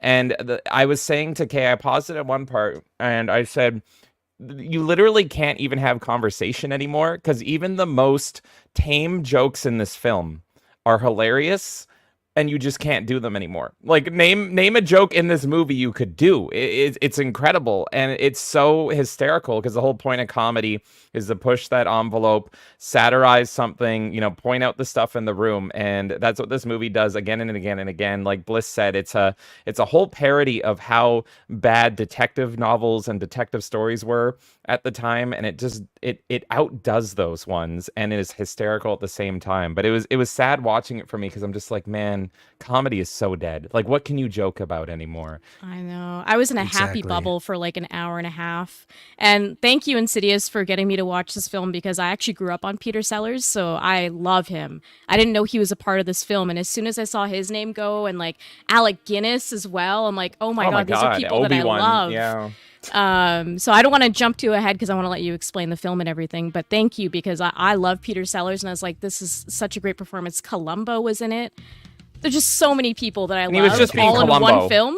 It was in just a him plot. being Columbo. Yeah, in a plot that I'm like, this is like one of my favorite kinds of plots too. So I'll let you explain, obviously, but thank you. Real quick, holy crap! It was Obi-Wan. Obi-Wan was the blind. Yeah. Yep. You just got that? I just got that. Were you blind, Paul? No, just Again, I watched half of the movie in a really tiny screen, so maybe. Okay, yeah. It's just like you driving at the same time. It's like Obi-Wan to smash. Yeah. Plus, you're bald, and I always see him with a hood, and oh my god! Well, of course I know him. He's me. It's more like I'm such a fucking nerdy loser. I've seen Star Wars so many times that it was just like the movie is immediately ruined for me. Anytime I see any of those characters, with the exception of Harrison Ford in another film, I'm just like, oh, I got to immediately compare it to Star Wars. And I almost appreciate that you didn't know it was Obi-Wan, because Alec Guinness infamously hated Star Wars. He has a story. He has a story where this kid went up to him and asked for an autograph, and he's like, "I'll give you my autograph if you promise me one thing: you're never allowed to watch Star Wars again." And the kid ran off crying. So yeah, Alec Guinness fucking hated Star Wars because he was a big, respected actor, and you can tell he's having fun in this. You can tell he's just loving this. But Alec Guinness was this big, theatrically trained actor and everything, and yeah, he being known for a lightsaber wielding like wizard, he fucking hated it. He absolutely hated it. So. That's great. There's a lot of like well-known actors in this, and I think it's kind of funny too because like same thing with Buckaroo Banzai. It was like there was a lot of well-known actors in that. There's a lot of well-known actors in this, and this movie is just fell to the wayside. So you can actually watch it now if you guys have not seen it that are listening. I think it is free to watch now on YouTube. Oh, right on. Check it out. But yeah, the premise of the movie is basically someone is inviting all of the world famous detectives in for like a night of like mystery, and he basically challenges them to solve whatever crime is going to be committed, right? So actually, like Truman Capote, like I'm not a big Truman Capote like fan. I don't know much of his work, but just having him in there, I thought he did a fantastic job as Lionel Twain, the guy that was the whole actor. Yeah, it was like his only acting role or something I was seeing, right? Was that for Truman Capote? Yeah, because he's a screenwriter and he wrote all these novels, but like he had a vested interest in hating detective novels at the time. I'm not too familiar, but I just saw that was like one of the biggest trivia notes on this was that this was like his first and only time acting or something. So it seemed like he was very passionate about hating all of this in the funniest way possible. Yeah. So basically, the premise is they bring in all of these detectives, and it is a satire. So it's going to make fun of like basically all the tropes that they do in those detective movies. You know how they know information that you don't know. They come up with things, and they're all trying to guess like who's going to solve the murder. And you got the what's the word? The trope of like, oh, you got the British detective and then the American detective that's kind of Columbo, and then the French detective, and just like all the classics and all that. And I thought that was pretty funny as well. Right, because they're all actually based upon like I probably would have been known at the time, but like popular detectives at the time. Like there was like the Chan guy, which was Peter Sellers. Your Columbo, or your the guy from the Maltese Falcon, which was Peter Falk's character. There was the famous British couple. That was some detective pair that I've never heard of, like the Thin couple or something like that. Mm-hmm. So, anyways, you don't need to know any of that to enjoy it, but like once you start watching this movie, it is just joke after joke after joke, and all of it is not politically correct. It's all hilarious. And it is such a shame that this can't be made today. Yeah. Yep. But thank God we could still watch it today. That's what I say. Is we always say, oh, that can't be made today. It's like, well, it already was made, so let's just go back and watch. I know I too feel sad that like cinema is just dying, and just like you can't do whatever the hell you want these days. And yeah, they're calling everyone pansies in this one, and the racial jokes. Tutu Twain, that Tutu like, Twain. sent me. I was dying when what's his face met up with Wang. He's like, oh, I was just looking for a white Wang. Yeah. Oh, so son adopted. He kept calling his adopted son fucking. I don't know, everything the fucking that guy was saying was just killing me. Oh, it's like fresh mushroom. And then the kid drives. I was like, you didn't let me finish mushroom story. Yeah. Yeah. Paul, if you like this, I don't know if you've seen other Peter Sellers movies, but yeah, you definitely need to check out like everything. This. They're all incredibly racist and great for it. So The Party's will love it. A really good one. I would recommend The Party. Oh, Party, God. right on. And Kay can say that because the party is all making fun of brown people. And Yeah, it's the entire film he plays Peter a brown Sellers, man. yeah, he is the most believable brown man ever. I love it. It's incredible. This movie, it's most comparable, I would say, to Clue, but I think it's much better than Clue. And so I was trying to figure out, like, this came out before Clue. And then I was looking up, did this come out before the board game? But the board game has been around since the 20s. So this is the more accurate, the better version of Clue, pretty much, with it not actually being 100% about it. But it's so comparable to that. I loved the whole mansion and everything is absolutely gorgeous that they're in. I got like House on Haunted Hill vibes the whole time in the mansion. It's got the beautiful stained glass and everything. So it's not even just about like the amazing humor in it. Like the movie's great to look at and it's got great acting in it. And so it's just super impressive all around. I'd be curious to see this as like a play, but they could never do a play anymore because like just the way the script is written feels very like theatrically written.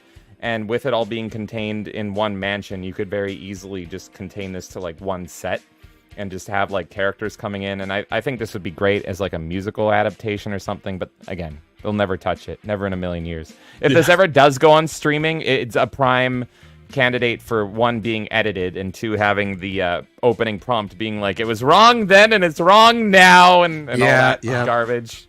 I hate that. So many people I've seen, like a good example. Who was it? Somebody, they're re-releasing their DVDs and, this is from another time that when things were different back then. It's like, shut the fuck up. Own it up. Own up to it. Like Stop apologizing. Looney Tunes. Like they do that with Looney Tunes constantly now, where it's like, this was bad. Everything. Everything has a warning with that now. I hate it. I hate it so much. It's so stupid. I hate the audacity of thinking you're better than the past and all this stuff, so you're morally above it and everything. But it's just like more like you should analyze what's changed. So you shouldn't tell your audience or whoever wants to view this that this is wrong. You shouldn't enjoy this. It's I think it's more interesting for like, for us to be like, why is it different? Why is it different now than then? And Bliss, you brought up Tropic Thunder. I think this movie is weirdly very comparable to Tropic Thunder. Because it is like Tropic Thunder to me is one of those movies that's like a pillar and it's one of the last offensive movies because after that it's like it's very it trickles down on how offensive a movie can be. It was like Team America and Tropic Thunder kind of the last two, but I also think you can compare this movie to Tropic Thunder because this feels like it might be, I don't know if it's the first, but there's a trend of like comedies having big budget actors and like having like a big ensemble cast. And this feels like this could be the first case of that. I was trying to figure that out, but like you have Peter Falk, you have Peter Sellers, you have David Niven. You just have all like everyone in this movie is a star, and so the budget for this movie at the time must have been insane. And that's also like Tropic Thunder, where you had Jack Black, Robert Downey Jr., just all these stars here. So I was trying to figure out if that's the first big budget and ensemble comedy or not, because it is very early at 1976. Good Lord. Speaking of Star Wars, 1 year before Star Wars. So this. Did we figure out if that one female actress was also in the Clue movie? That girl looks so familiar, and we were trying to figure out like what we've seen her in before, and I think it was Clue. Yeah, there is Eileen Brennan, who plays Columbo's like secretary longing girlfriend throughout the sort of girlfriend the whole time. She is also in Clue, but I haven't seen Clue in forever. I just know this movie is much better than Clue if you have to compare them. This is way better than Clue because it doesn't take itself seriously. And I didn't know this before I did research for the show, but like apparently there is a sequel to this, a somewhat sequel, where it's some of the same actors are in it, but they're playing different but similar characters. And Madeline Kahn, who I think was in Clue, is also in that one as well. Oh yeah. Madeline Kahn. Yeah. I'm trying to. What's the name of the film? Do you know? The Chief Detective. Okay, I'm looking at like related films. I have to see that now. And the poster and everything looks very similar. And yeah, very similar cast as well. I am sold. And then I found another one called Death on the Nile, which is apparently a very similar style. Oh, it's got the girl that played Juliet And then, oh my, okay, yeah. Sorry, I need more racy Nerding out comedy on in my this. life. Yeah, Yeah. I need all the horrible racy comedy I'm not allowed to enjoy anymore in my life. I liked the touch of like almost Mr. Bean comedy with like the woman who comes in to cook and she can't like communicate with the butler at all, and like just that whole dynamic. Yeah, that was pretty. That was so funny and just such classic comedy that you don't see anymore. And I don't even think that comedy is offensive necessarily. It's just that there's not a lot of clever writers out there that are writing that style of comedy anymore. So it was refreshing to see that as well. Oh, I thought I recognized. I was doing some Google right now. Maggie Smith, who is in Harry Potter, is in this movie. Yes. Oh my god, she is in Harry Potter. Yeah, the British detective's wife. Yeah. Yeah, I'm like, I recognize that face, and it's what's her face from Harry Potter. Was she also in Hook? Was she Wendy in Hook? I'm trying to remember. Let's see. Okay. I've got dementia. Oh, is it her? Okay. It is. Yep.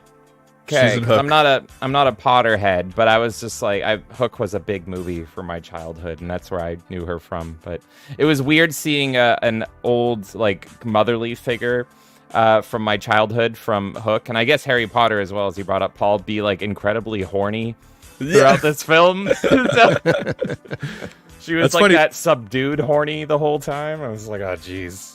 I was just looking. I'm like, wait, why did she look way older in Hook than she does in Harry Potter? And apparently they made her look way older in Hook. That's intentionally? makeup. Yeah, they intentionally put makeup on her to make her look even older. She looks like 100 years old in Hook, but at that time she was only like 56 years old, I think. Yeah. Damn. So they okay. and in Harry Potter she doesn't look this old. So yeah, that is funny. Yeah, I knew I recognized her face. I'm like, is that the lady from Harry Potter? Well, Paul, you probably recognize her from Downtown Abbey. I have probably your favorite show. My favorite show, Downtown Abbey. I've never watched Downtown Abbey. I know. I'm joking. He no-sold that. I thought this. Yeah, I was this like, was whoa. genuine. It's a shocking one for Paul, but I'll take it. No. Oh, that's funny. Wait, Maggie Smith was in Downtown Abbey, you're saying? Yes. Oh, no shit. Good stuff for all those British people who love those old. That was a TV show, right? Apparently. Yes. Yeah. Gab's saying yes. She's Wendy. Hook is so good, and yeah. That's funny. It's for the best that he's never heard of. Actually, Paul, there's a stream idea for you. Paul reacts to Downtown Abbey. I think Let's that would go. be entertaining. Book I club, think that'd be Downtown good. Abbey edition. It would be like Clockwork Orange for you, just like I don't like, get me out of here. Death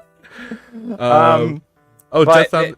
God, I was gonna say real quick. Death on the Nile. Oh, I think they remade Death on the Nile recently with Russell Brand and Wonder Woman. Oh, really?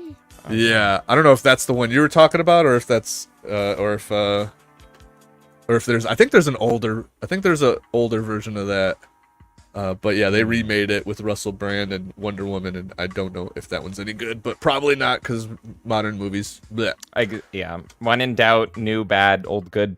The one part of the movie that confused me and I had to like think about was the very, very end of this movie. And so I guess spoiler. Oh, okay, you agree. Perfect. Thank you. Yeah, I too was confused. 100%. Was it the mute lady? Was that the mute lady at the very end? So it wasn't even the ending that confused me. It was I the think I got motivation that. that was Yes. confusing. Yes. So it was the wording from Mr. Capote at the ending there, because we were trying to figure out, okay, who gets the money. Now the joke is that it's Alec Guinness is the killer, or is he not?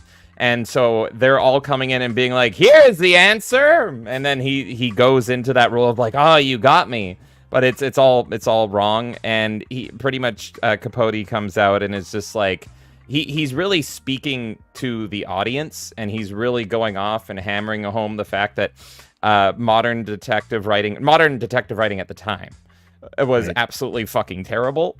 And so he goes and he's accusing everyone of being like, you came up with clues at the last second that no one could have guessed, and you introduced the character in the final act, and so of course it's this person.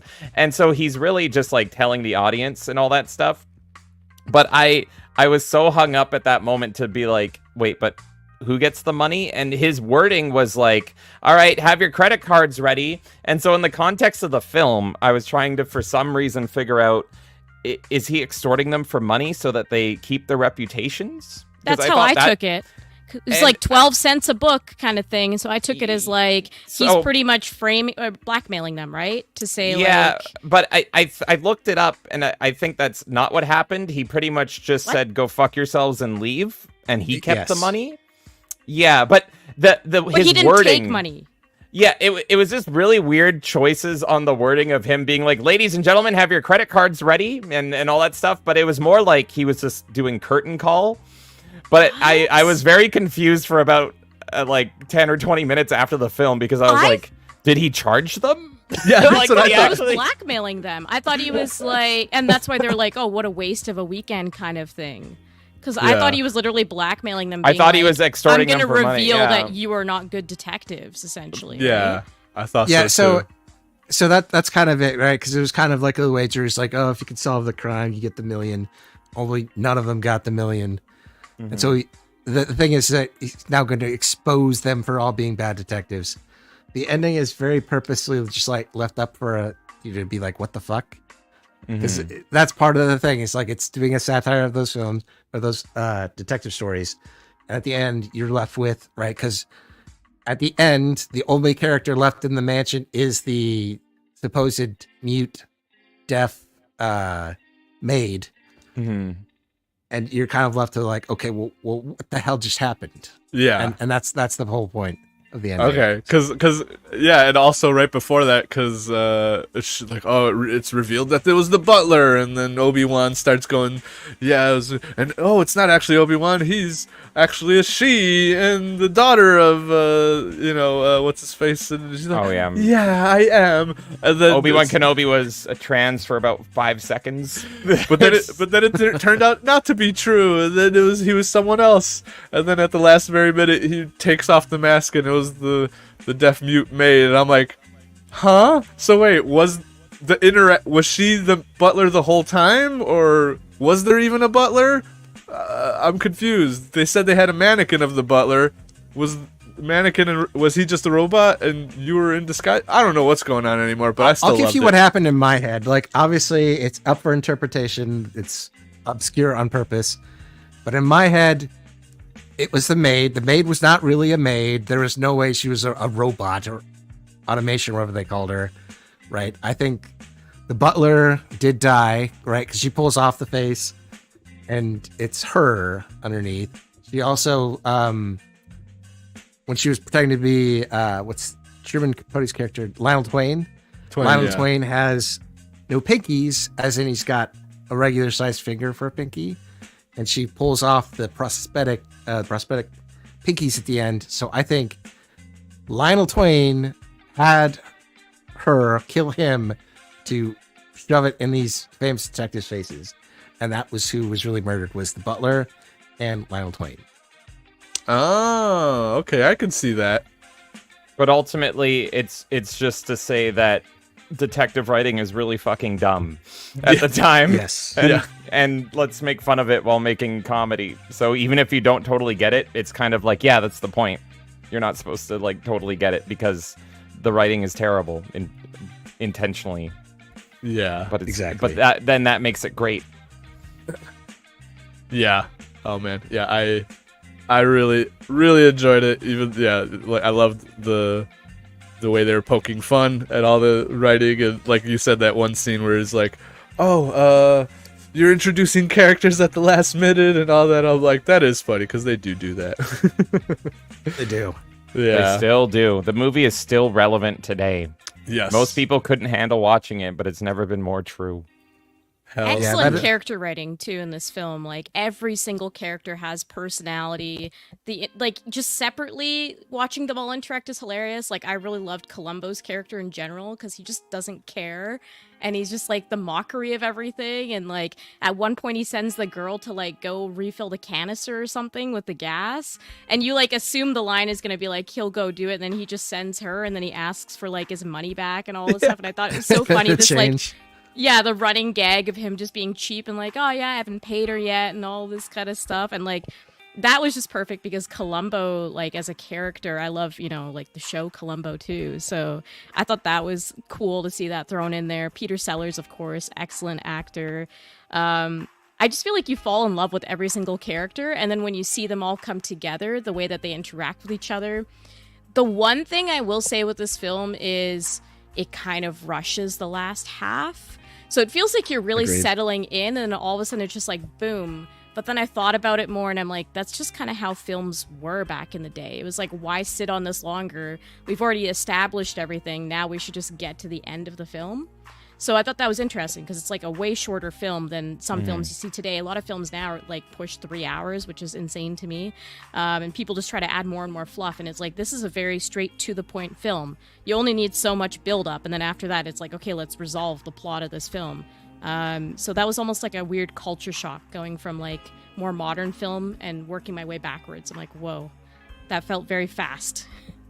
Also, shout out to Columbo for having the balls to portray his character that way, because he really is just playing Columbo. And I looked it up, and Columbo came out before this movie. Columbo was 71, and this is 76. And Columbo apparently ran all the way to 2003, which is crazy.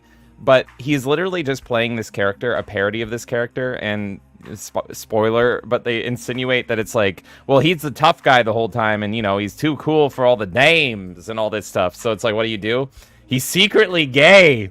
Is he? Because it's like he's undercover. It's just, and one of my favorite lines in this movie is when his secretary that loves him is just like, but if you're not gay, why do you have all these gay porn? And he's like, they're not witnesses. They're suspects. Suspects. Yeah. They're just suspects. All the gay men are suspects. And so you're like, you're the real sussy one here. No. Yeah, but it's just like, I just props to him for being able to take his character and make a parody of it when that was his entire like moneymaker back in the day. It's like he's known for that, and then here he's playing like a gay parody in the 70s of this character, and he carried on to be Columbo forever. It was great. Yeah, it's funny because he went through like 4 different accusations. At first he was accused of being gay, then he reveals that he's not really him, he's just an actor pretending to be him, the real him is somewhere else, and then turns out he is really him, and like, I'm like, this goes so all over the place. I love it. I love every moment of it. Yeah, and that makes me really want to watch The Cheap Detective because it's him doing it again. Oh wow, yeah. I have to see it. Definitely gonna have to watch that. If not for movie book club, just on my own time, because all these movies that we watch here make me want to, spring web out and watch other directors, other sequels and all that kind of stuff. So now I'm knocking movies off my list and then adding more movies. So it's infuriating. But that just makes for more episodes of Book Club. That's right. Alrighty. Any last thoughts on this movie before we move on to our final one? Yeah, I mean, I think everyone has gotten it. My final take is that this is hilarious. It was a breath of fresh air to watch in current year when we're not allowed to have comedy anymore. This is a classically written, perfectly done, traditional comedy movie with all the things you can't joke about, and just the amount of talent in this film and the amount of not only classic comedians but also just classically trained actors is just it's incredible. Absolutely worth a watch. And whether or not you care about detective stuff or spooky mansions or any of that, you will definitely have a great time watching this. I can't recommend it highly enough. I miss comedy. I miss fun. I wish we could have fun again in movies. God damn it.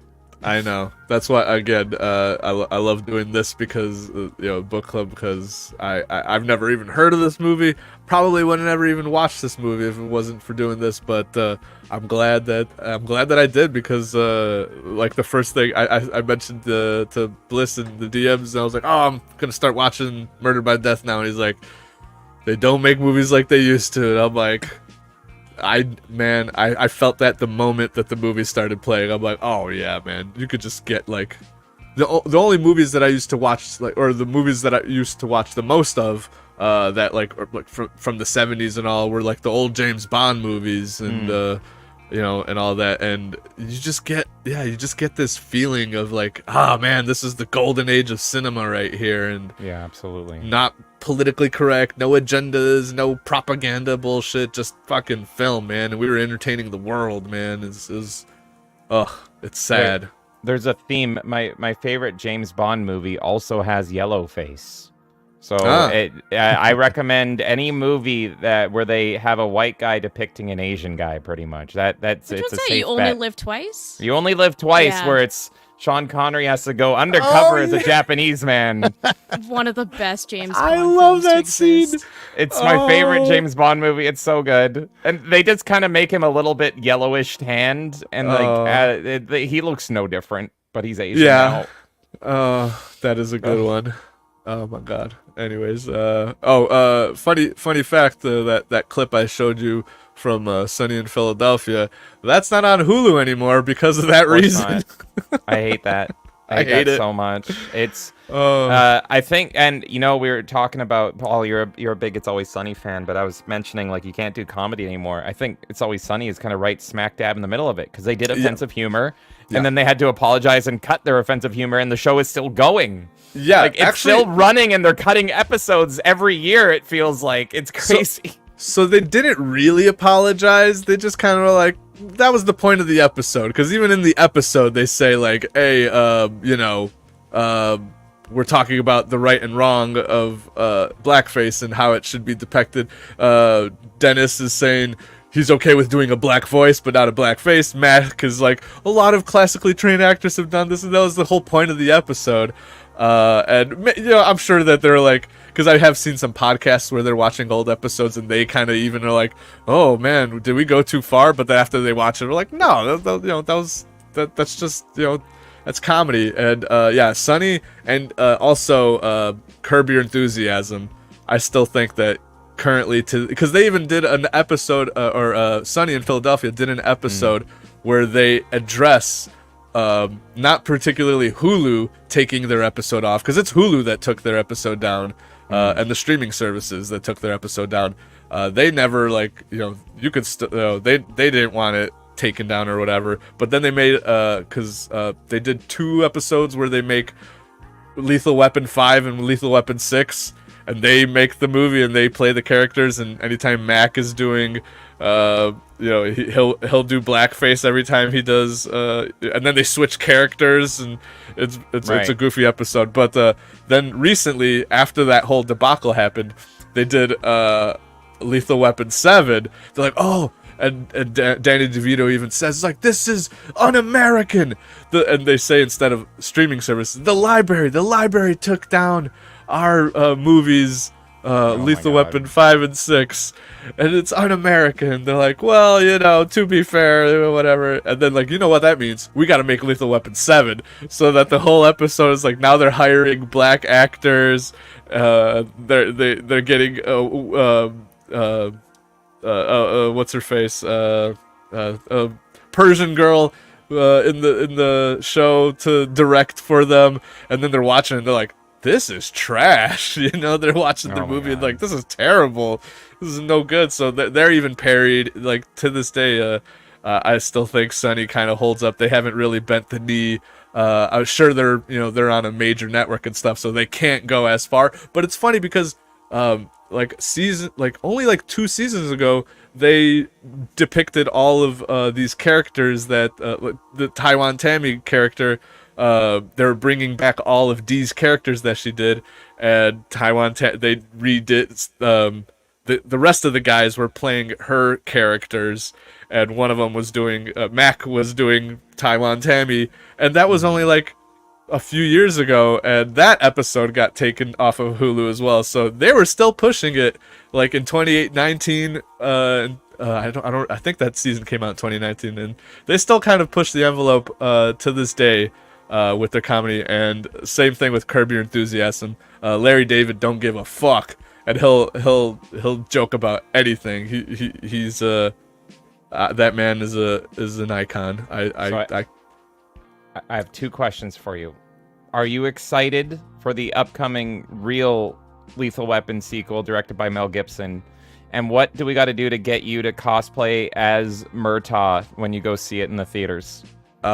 Just like It's Always Sunny did. I will do it for free. I'll do blackface for free. Okay, perfect. There you go. Well, that was easy. I don't give a fuck. You guys, you're gonna realize real soon. I don't give no fucks. Zero fucks are given here. I learned that on Beelzebub when we talked about the necklace. Oh yeah, that's right. I will wear that fucking Sonichu chain. I don't give a fuck. Bring the curse along. You're a braver man than I. I should probably take this time. Like, we're gonna have auditions for a new Company Boy coming up soon when Paul gets himself canceled. Put that out there. Get your resumes ready. I'm gonna get the Sonichu necklace on. It's gonna be Paul in blackface. That's gonna be the new. It's gonna be me in blackface and a Sonichu necklace on at the same time. I'm saying, come on, curses and jinxes and cancel culture. Come suck my dick. No, that's perfect. I don't want this to happen to you, but the image of this is so funny. This is great.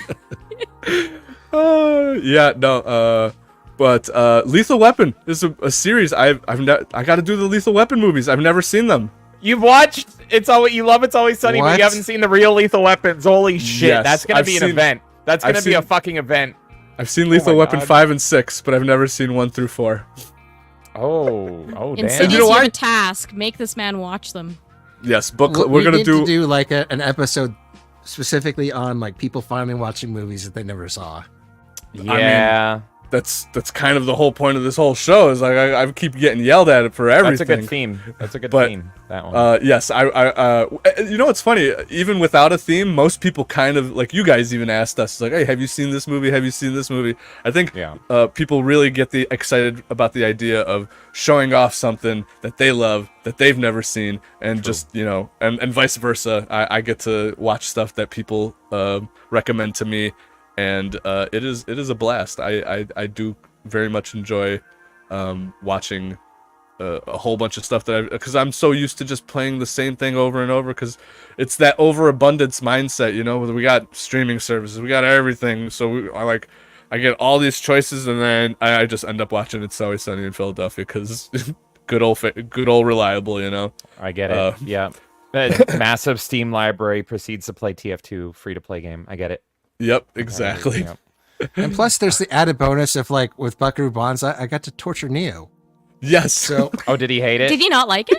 He hated it. I've never seen it, so I don't know like the context. Go watch the last episode of if Nerdy Neo hated it, I am sold on this movie. That's all I needed to hear. You're gonna love it. RoboCop's in it. How did he hate it? RoboCop's in it. Dude, everyone's in it. Jeff Goldblum's in it. John Lithgow. John Lithgow's in. Okay, now I'm just inserting myself into the last episode. Yeah. Right. No. You have the guy from fucking Indiana Jones Raiders, the Toph guy that burns his hand is in it. What the hell? Clancy Brown, best Lex Luthor. Best Lex Luthor's in it. You have the weird pedophile from Batman Returns is in it. This is a fucking great movie. I was sad that I'm like, of all people, I think James would really love this movie. Release the James cut. I'm gonna film myself reacting to this, and we're gonna super cut in that last episode and be like, it's just gonna awkwardly go to. So here's my take, and react to it. We'll put you and Neo together, and we'll just cut it so that you guys are arguing with each other. Oh my god, I'm so sold on this movie. Just on the cast alone is so great. I know. If Dick Miller's in this, it's the best movie of all time. Any movie with Dick Miller is a 10. I don't see him, but this is a movie he would be in. So I'm looking for Dick. I always look for my Dick, and I'm looking for Dick Miller right now. Gotta look for Dick. Always look for that Dick. Christopher Lloyd was in there too. Yeah, Christopher Lloyd. It's crazy. The dad from Night at the Roxbury, and yes, Clue. Dan Hedaya. Yeah. That weird, goofy-faced guy that's an extra or a side character in a bunch of movies. I forget his name, but I'm gonna watch this and can we do movie debate club and bring Neo on and I'll yell at him because I haven't even seen this movie, but I just know I'm gonna like it. You know what? You should before you watch the movie, you should watch that episode of Book Club and just listen to filled Neo. with hate. Listen to Neo talk and be like, okay, and then go into it and then watch from there because it is one of those movies where you're nothing's explained to you and you're just going along for the ride. So I think you'll enjoy it. It's I'm just going off on my own tangent. I'm now thinking of movies. If Neo hates this, I'm like, what else can I make him watch that he'll hate? He would hate Transylvania 5000. I'm gonna make him watch that. Anyway. All right. By the way. Anyway. Let's do the last. Oh, what happened?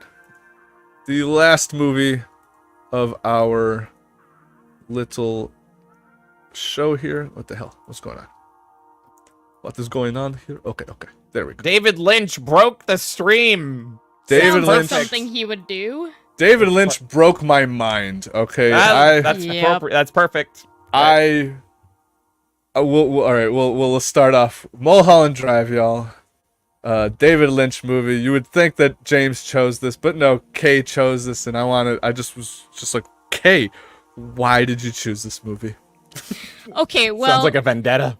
I will say, full disclosure, the first film that I chose was Eyes Wide Shut. But should have gone with that one. There were people that saw that film. Now, when I think of Eyes Wide Shut, the next film I think of that I'm obsessed with, just like how much it messes with your brain, is Mulholland Drive. And I was like, okay, if we're not doing Eyes Wide Shut, I need to do this because they're both very Hollywood-centric. And I love deep diving into like Hollywood theories and like what's really going on. So full disclosure as well on the explanation, I'm gonna go with the very basic, generic, like what we're supposed to think this film is about, and then I'm sure our discussion will dive into like how we actually interpret it, and that's usually how David Lynch works. It's like there's a basic plot you could follow if you want to, but a lot of it is like you kind of interpret things for yourself too.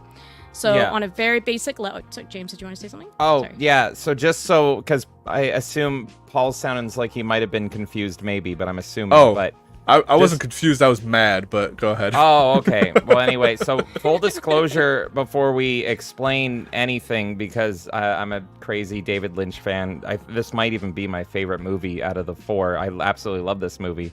But full disclosure, any explanations we do is not necessarily valid. This is a Lynchian film. And so David Lynch, he describes his films as like feelings, and you get a feeling and you get an idea in your head, and it's something that you can't even really explain, and then you put it to film, and pretty much what you understand of this film could be radically different from what someone else views this film as, and both are valid. Or you could even be like, I have no idea what this film's about, which is what a lot of people do, and for most of his films. And he describes it as you do understand it, it's just you subconsciously understand it, so you may not be able to get the words out about it, but somewhere deep down you can get it and understand it. And the way that you know that you understand it is actually in this scenario, because Kay could explain that this is what the movie's about, and then that will trigger me to go, you're fucking wrong. Exactly. The movie is not all about that at all. Leading up to this stream, okay, because James was like, are you ready to explain this? Because the thing is, it's not like explaining a basic plot of a film. We can go through a lot of films, just be like, this is what it's about, done, right? What did you notice about the film? We were even talking back and forth, and he was like, how are you going to describe this film? Like, you know what? No matter how I describe this film, it's like not even going to be 100% because there's just so many things. So I have decided I'm going to go with the very basic bare bones explanation, and then we can go into like what we think of certain scenes and like what it was actually alluding to. But what I really like about what James said, and one of my favorite things, like Lynch has said, is like, you know, think of like world tragedies, for example. You might observe something, and deep down, even if you're not seeing everything that's happening, every human has like an instinct that they know what happened or something feels off or whatever it might be. And he likes to tap into that. And that's what I love about David Lynch, is that he likes to really make you deeply think and go into like, this is what's presented to me, but what is it really telling me? So if you go to a Q&A with him and you ask him what his movie's about or what this or what, he won't explain it. he will flat out tell everyone you, no, will laugh, fuck you. and they'll just be like, he's not going to tell you shit. So because what it is to him is not the same of what it is to anyone else. Apparently, I'm convinced he doesn't even know what he's doing, or he doesn't even know the meaning of the movies. He's just like, maybe. Well, I mean, I love this film. That's one way to interpret it. We didn't watch Eraserhead. Oh yeah. Have I seen Twin Peaks? No. Is that him or is that inspired by him? No, that's him. That's He's David a Lynch? co-writer, but like he's the one. That was his television. Yeah, it was a Mark Frost and David Lynch, but like yeah. I got. But you have like a split, right? So Mark Frost kind of kept Twin Peaks more grounded, and then Lynch is kind of more free thinking. So with Twin Peaks, it's like each season, like you see who influenced where. Especially season 2 when David Lynch quit out of anger, and he's not even involved anymore, and it makes no sense. And like another film I was thinking of recommending was Fire Walk with Me, but then I was like, you kind of need to see Twin Peaks. No, no. Like you can't, that like, been, you know what I mean? I would have demanded you vetoed that. I wouldn't have let you. No, I know, but if we're talking about favorite David Lynch films, I think Fire Walk with Me might be tied with Mulholland Drive for me. Well, I was going to go with good. Eraserhead, but then I was like, no, I don't want to subject Paul to double Lynch. Eraserhead's his first film. In my opinion, it might be it's arguably his most complicated. To me, that actually goes to Inland Empire. But his easiest to understand film is Blue Velvet. If you see Blue Velvet and you hate it, then don't watch Lynch ever again. But Eraserhead is the movie where he says so many people have come to me and told me what Eraserhead's about, and they're all wrong. So imagine that. That movie came out in, I think, the 70s. I think the late 70s. So up until now, he has had people go to him and be like, it's about this, it's about this. And he says, nope, you're all wrong. And it's just like, what the fuck? Because I know what I think Eraserhead's about. But anyway, enough. So I can talk about Lynch for 8 hours. I want to give a super basic on this film just so that everyone can start actually talking about like what they're thinking with this film. Essentially, you have a woman who won a jitterbug contest, but it's like a dancing contest. Yes. She lands in Los Angeles and she's staying at her aunt's place. So she's going over to her aunt's place. At the same time, you cut to a scene with another character, a mysterious woman, you don't know anything about her, and she gets into a car crash and she's injured. And so she's kind of like frazzled and disoriented. Eventually, she ends up sneaking into a home. That home ends up being the same home that this character that just landed from Los Angeles came into. And so that's kind of the first little foundation of the film. Now, the person that came from Los Angeles, she wants to become a movie star. And so you start looking into her, preparing to try out for a role and that kind of story. At the same time, this other woman that she finds in the house, that woman's trying to figure out like who she is, why she's here, what's going on. And then you have another story entirely with a director who is kind of dealing with like wanting to cast for a film, but dealing with handlers above him who are telling him like, no, you have to put this person in the role and that kind of thing. And he gets frustrated. And so he kind of like storms off, goes home, finds his wife cheating. She's cheating with Billy Ray Cyrus. Billy Ray Cyrus. Yep. Yeah. That was very intentional. Very funny, but as pretty much this film continues to spiral in, you've also got another character who's at a diner that's pretty much a Denny's, and he's like trying to work his way through like a dream and trying to figure out like what this weird sinister feeling is. So that's kind of like the 4 plots, I could say, on a very general sense of what's going on. You have a lot of like quirky characters like Coco the landlord and stuff like that. But to fast forward a little bit, eventually the character that came from Los Angeles, Betty, and the amnesia character, I'll call her in this case, Rita, they get into a lesbian relationship. So another theme of tonight, pussy ruins lives, maybe? That's right. But from there, they go to this club. I'll just put a little aside here and say the music is excellent in this film. You see a performance by Rebecca Del Rio. Yeah, beautiful so performance. You've got Angelo, who did the music for Twin Peaks, also orchestrating for this entire film. And so they go to this club.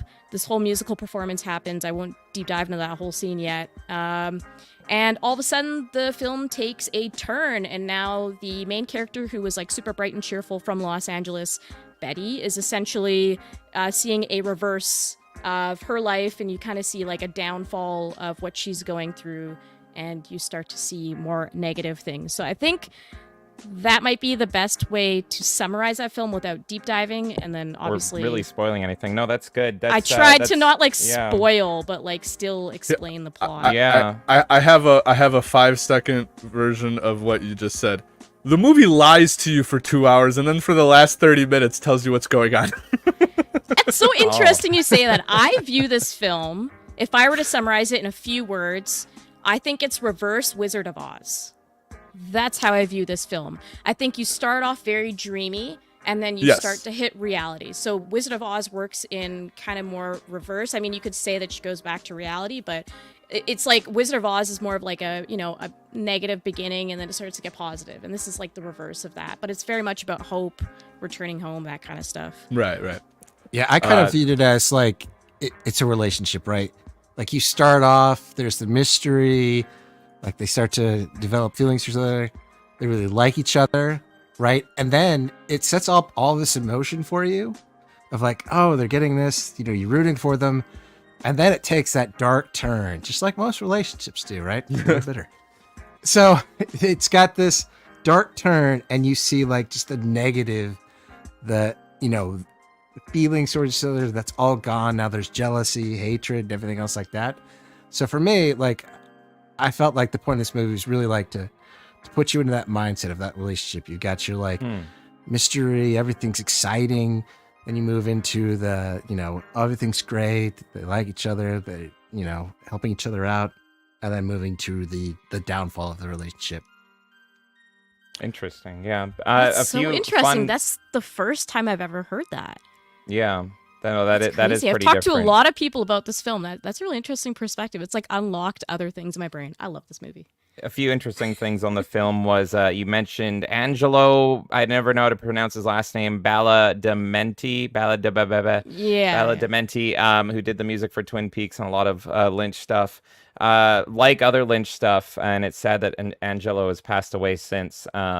He's passed away a few years ago, actually. But the way that this movie was kind of birthed was David Lynch sat down with Angelo, and this is how David Lynch does a lot of his writing, is he has an idea, and he starts explaining the idea to Angelo, and then Angelo will just start playing the music, and so that David Lynch can match what his fish he's catching, his idea he's catching, can match it to the tone and the theme of the music. He originally was going for a Russian thing, and it ended up not being that way at all because Angelo's music took it in a different way. Interesting that Inland Empire actually has more of a Russian theme, which is the movie he did right after this. And so he was saying no, and then they kind of birthed it with that. But this originally was not going to be a movie. So originally this was actually going to be a spin-off on Twin Peaks. So similar to how other TV shows go and they have spin-offs, kind of like Buffy and Angel. Originally Mulholland Drive was going to be Audrey from Twin Peaks, leaving Twin Peaks to go to Hollywood to become an actress. And then it got, over time it developed, and then they got Naomi Watts. Now, it was originally going to still be a TV show. They filmed the pitch to the show, and you can actually watch it on YouTube. You can watch the pitch episode of this, and they sent it to the person that they were pitching the show to at the time, the network, and the person denied it. And then so it sat, I think, for years. I think a couple years. It just sat there, and it was a failed pitch from David Lynch. And David Lynch, I love this about the movie, said, fuck this, and he got more ideas, and he combined it into new ideas, and he took the original footage from that pitch, brought Naomi Watts and everyone back in, and they turned it into something totally different and made a movie.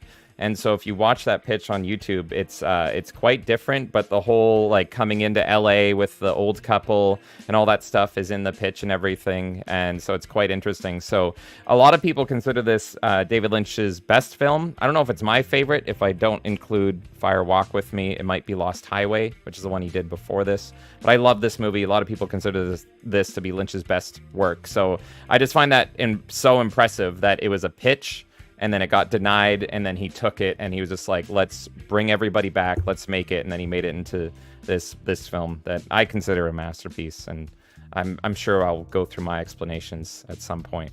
But that was some fun facts for you. I'm gonna be a bit of the Debbie Downer here, because I mean, I was watching it, and at first I'm like, all right, it's a movie about a concussed girl taking various naps, sneak naps in different places. Right.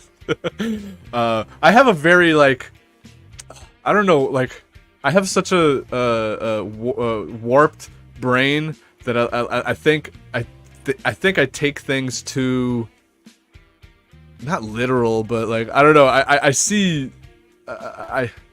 You can't take Lynch literally. It will get destroyed.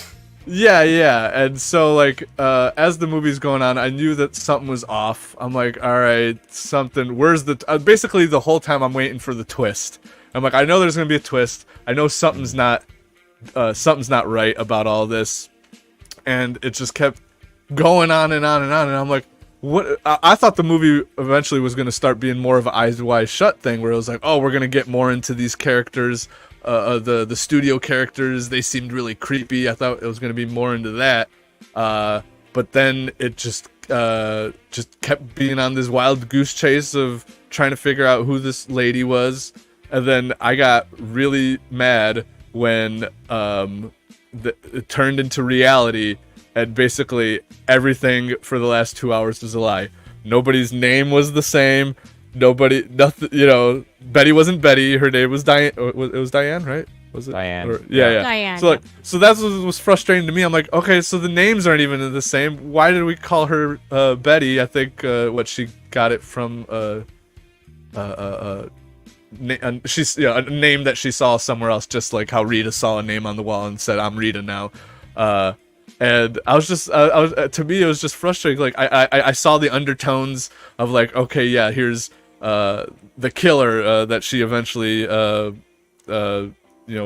or whatever, and it's like, oh, this was the scene of him botching that, trying to kill that guy for the black book. It was supposed to represent, in what's happening in real life, but not quite so in real life. So I'm like, I felt like the movie just lied to me for 2 hours, and then the scene where they finally go to the theater and the guy's like telling you this is all pre-recorded, this is all a lie. I'm like, yeah, no shit, this is all a lie. Where's the real fucking truth? So kind of like how you said with Snatch, the last couple minutes or the last half hour of the movie or something could have been just that, and you would have been like, oh, okay, I get what's going on here. I'm like, you could have just done the last half hour of the movie and explained what was really going on. Then I'd be less confused, because now I know whose name is what and what's really going on. And but yeah, no, I was like, what? I've been fucking lied to this whole time. So I think it's interesting because you're saying you've been lied to, but I heard this thing Lynch talking about Lost Highway, because all of his Lynchian films have a semblance of you might be confused or there might be something going on. Yeah, I sometimes when I'm introducing someone to Lynch, it's like, where do you start them? To me, if you're going on easy difficulty, it's Blue Velvet. Blue Velvet is the least Lynchian, and then Eraserhead is the most Lynchian. Eraserhead is just like, Jesus Christ, I'm living in a nightmare. But a lot of people consider Mulholland Drive the best, and that was Kay's pick. But you said you were lied to, but an interesting thing that Lynch said about Lost Highway, and it was mostly about the camera work in Lost Highway, is what people don't think about is who is the cameraman and who is it being viewed through. So is it you that's being lied to, or is it like the perception of a character that is being lied to? Right. Like I was I'm gonna get a little ahead because in spoilers towards spoilers maybe depending on your perspective of this movie. That's true. Yeah, the spoiler Right. could also be like, is that your interpretation of the film? Well, I was starting to interpret it like this was a bad fever dream of Betty or whatever right before she kills herself or something like that, or the fever dream of last moments of what's her face before she got killed too. Like one of the characters who died, I think it was just like a bad fever dream of their last moments of trying to remember what actually happened, and then the movie at the end just telling you, all right, this is what really happened. And I'm like, but why the misdirection? I was annoyed at the misdirection and all that. Like, I know I mean, that's kind of the whole point of like, It's like magic, you know. It's look over here, and this is what's really going on. You could call it a misdirection, and I don't necessarily disagree with you because I think that is one way you can interpret the film, like 100%. I think maybe a more common theory, or at least how I perceive it personally, is that it's talking about how dreams affect your reality. So you're seeing weird things in the first half of the film because she falls asleep at some point. And there's things like there's a moment, for example, where they're in the diner and they look at the waitress's like name tag. Yeah. And she's like, Diane, and then it like sets her off weird, and it's like, is that part of reality like seeping in? Like, is she hearing the name and she's like, oh, that's what the actual reality is, this is the dream? Like, so it can feel like you were misled, but I think like what's interesting about, if you think maybe about your craziest dreams, is like maybe you saw a person down the street yesterday, and then you go to bed at night and now that person's in your dream, but they're like acting as like your best friend for some reason in your dream, and it doesn't make sense, right? Or like your best friend is now suddenly like your teacher, and you're like, why am I in a classroom right now? Right. So it like kind of plays on that, where it's like it distorts your reality, and there's like hints of things that do exist in the tangible world, but then when you're in that dream world, those people take on different characteristics or they play different roles. So that's how I kind of take the first half of the film, is like her kind of denial and her living in this dream world of like what she wanted her life to look like versus what her life actually is, which is what we see in the latter half of the film. Right. Yeah, and that's a good point. That's another thing about Lynch films, is because all of his films are pretty different, more or less, but there is things that kind of connect them all together, and there's like cutoffs if you will hate them. So if you hate nonlinear storytelling, you will not like David Lynch. If you hate dreams and dream-like sequences, you will hate David Lynch, because that I think every single film has something to do with dreams or dreaming or being in a dream. And dreams. Whose perception are we watching, and open to interpretation? That is kind of the few things that kind of connect all of his films. And there is clues. There's little. The thing is, his movies are difficult because once you get into Lynch, it's like you will find things like crazy spelled out for you in other films. Like I was watching Joker, and I love Joker. Joker's a great film, but they go. A spoiler alert for Joker, but they go so out of their way to explain that, did you get it? He wasn't actually dating that girl. And it's yes, thank you. I did get that. You don't have to over-explain it. Thank you. And Lynch will not over-explain it. In fact, you'll be like, were they, what were they together? Were they not? What's going on? Right. But speaking of Joker, real quick, that movie infuriates me because it's just a copy of the King of Comedy. What's it called? Taxi Driver isn't the one that people usually. It's like 1-to-1 or something with that. I've never. Oh no, it's literally Robert De Niro, King of Comedy. Gab's saying it in chat right now. It's literally like a 1-for-1 shot remake almost. Like it's the same story. It's the same exact story. A man going crazy trying to get on TV. It's almost, if you watch the King of Comedy, you'll be like, oh shit, this is Joker. Interesting. Okay, good to know. Well, I will watch that. Yeah, for sure. For Lynch, it's more like he will use similar themes in new stories. So it's Mulholland Drive is very similar to Twin Peaks, which is very similar to Lost Highway. So I think there's actually a cool theory with Lost Highway, the movie that he made before this, where it's like totally different story, totally different characters. All of his films are one shots. But there's like fan theories of like if you can put those two movies together, and so you start with Lost Highway, and it's like you go in, and then Mulholland Drive is like the exit of the tunnel, and they kind of do this like really cool in and out scenario. But you don't need that, but it's quite interesting.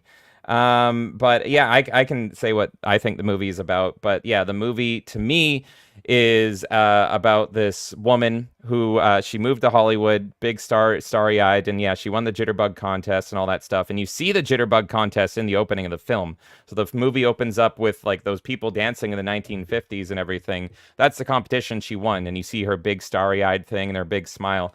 But there's also a commentary on Hollywood going under that. So she, throughout the film, she has this idea of what Hollywood is like, and there's this whole golden age of Hollywood undertone for the film. And so like her aunt was an old golden age actress, and Coco is very much of that era, at least the Coco in, you know, the first 3/4 of the film is, and then you get later on the Coco that's the cold harsh reality Coco, where she's a fucking bitch.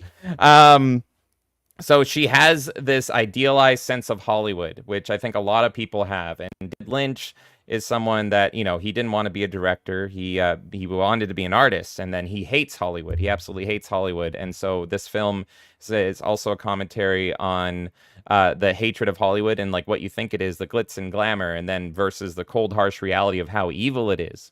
And so you see that a lot, and throughout the film, you see like the director, what he's going through. Is he actually having to go through this weird, crazy mafia and this small man that's in a big suit just to get a movie? Can he really not direct this girl? Is he going to get assassinated if he doesn't take this shitty actress? But while this is all being crafted, really what's going on is it's more of, a movie in reverse.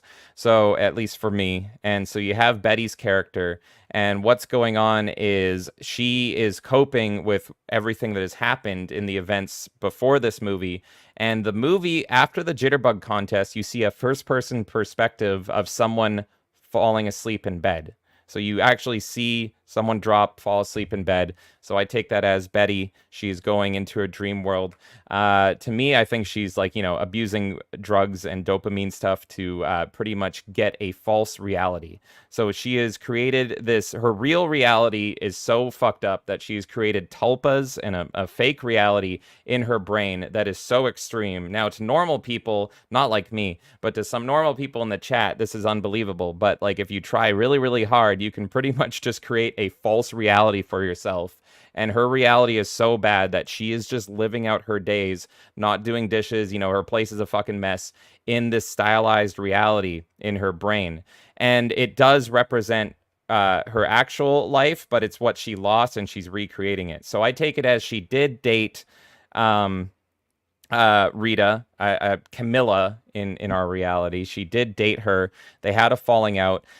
Camilla was actually the one that was subjected to the cold hard reality of Hollywood, but she went for it. So they were in love, but then she started dating the director and was like, yeah, this is how I get it big, even though she's a lesbian and all this stuff. So she does it to get big. And that ends up their breakup and everything. So in Betty's brain, or Diane's brain rather, she's creating this false sense of security for her, and you're pretty much watching her blanket reality, which is pulling in things that you see at the end of the movie to create this. But everything comes crashing down because, spoiler alert, but she is so bitter over her girlfriend leaving her. She's so bitter and jealous over Hollywood destroying her life and taking her love from her, that she ends up putting out a hit on Camilla, and she does get killed. And so all the knocks you hear in the movie are actually like the police probably knocking on her door. And she can no longer create this blanket for herself, this blanket reality, and which is represented by the blue box. Blue in this movie represents reality effectively. And the Silencio Club that Kay referenced, that's literally her brain. That's her brain telling her to wake up. And that scene is wonderful. So, Paul, that's funny you said that scene made you angry, but it's like, that's really her being angry as well, because it's her brain talking to her, being like, this is all fake. Like, this is all recorded. You need to wake up. And it goes over to her, and you see her having a seizure. And it's because she believes her own supply so much that her brain is like forcibly trying to like convulse her into breaking out of this reality. And then, of course, you have the old people. Now, she has the old people that come in and cause her to end her life at the movie. And I take that as those are pretty much her parents. And so in her fake reality, it's she kind of sends off her parents in her brain to be like, okay, bye. I don't have to think about you anymore. I don't have to disappoint you anymore. You are just a different couple, an old couple that wants to see LA. Goodbye. Fuck off. But in new reality, the anxiety and pressure of her parents, and then also everyone going to be laughing at her. She's going to be in the news. Her life is destroyed. She's going to prison. So they kind of represent like the cold, harsh reality coming in and closing in. And so she decides, if I can't have my fake reality, if I can't have Camilla and everything, I'm just going to end it. And then, silencio, curtains called, and I'm going to be dead. It's better to be dead. And then hopefully in the afterlife, I can get, my fake heaven. Right. So that's the movie to me. But you can totally take it a fucking completely different way. That's how I take it. No, that was pretty good. I thought that the old couple represented like guilt. I don't know why. At first, when they first show the characters, they just kind of pop up real quick and then disappear.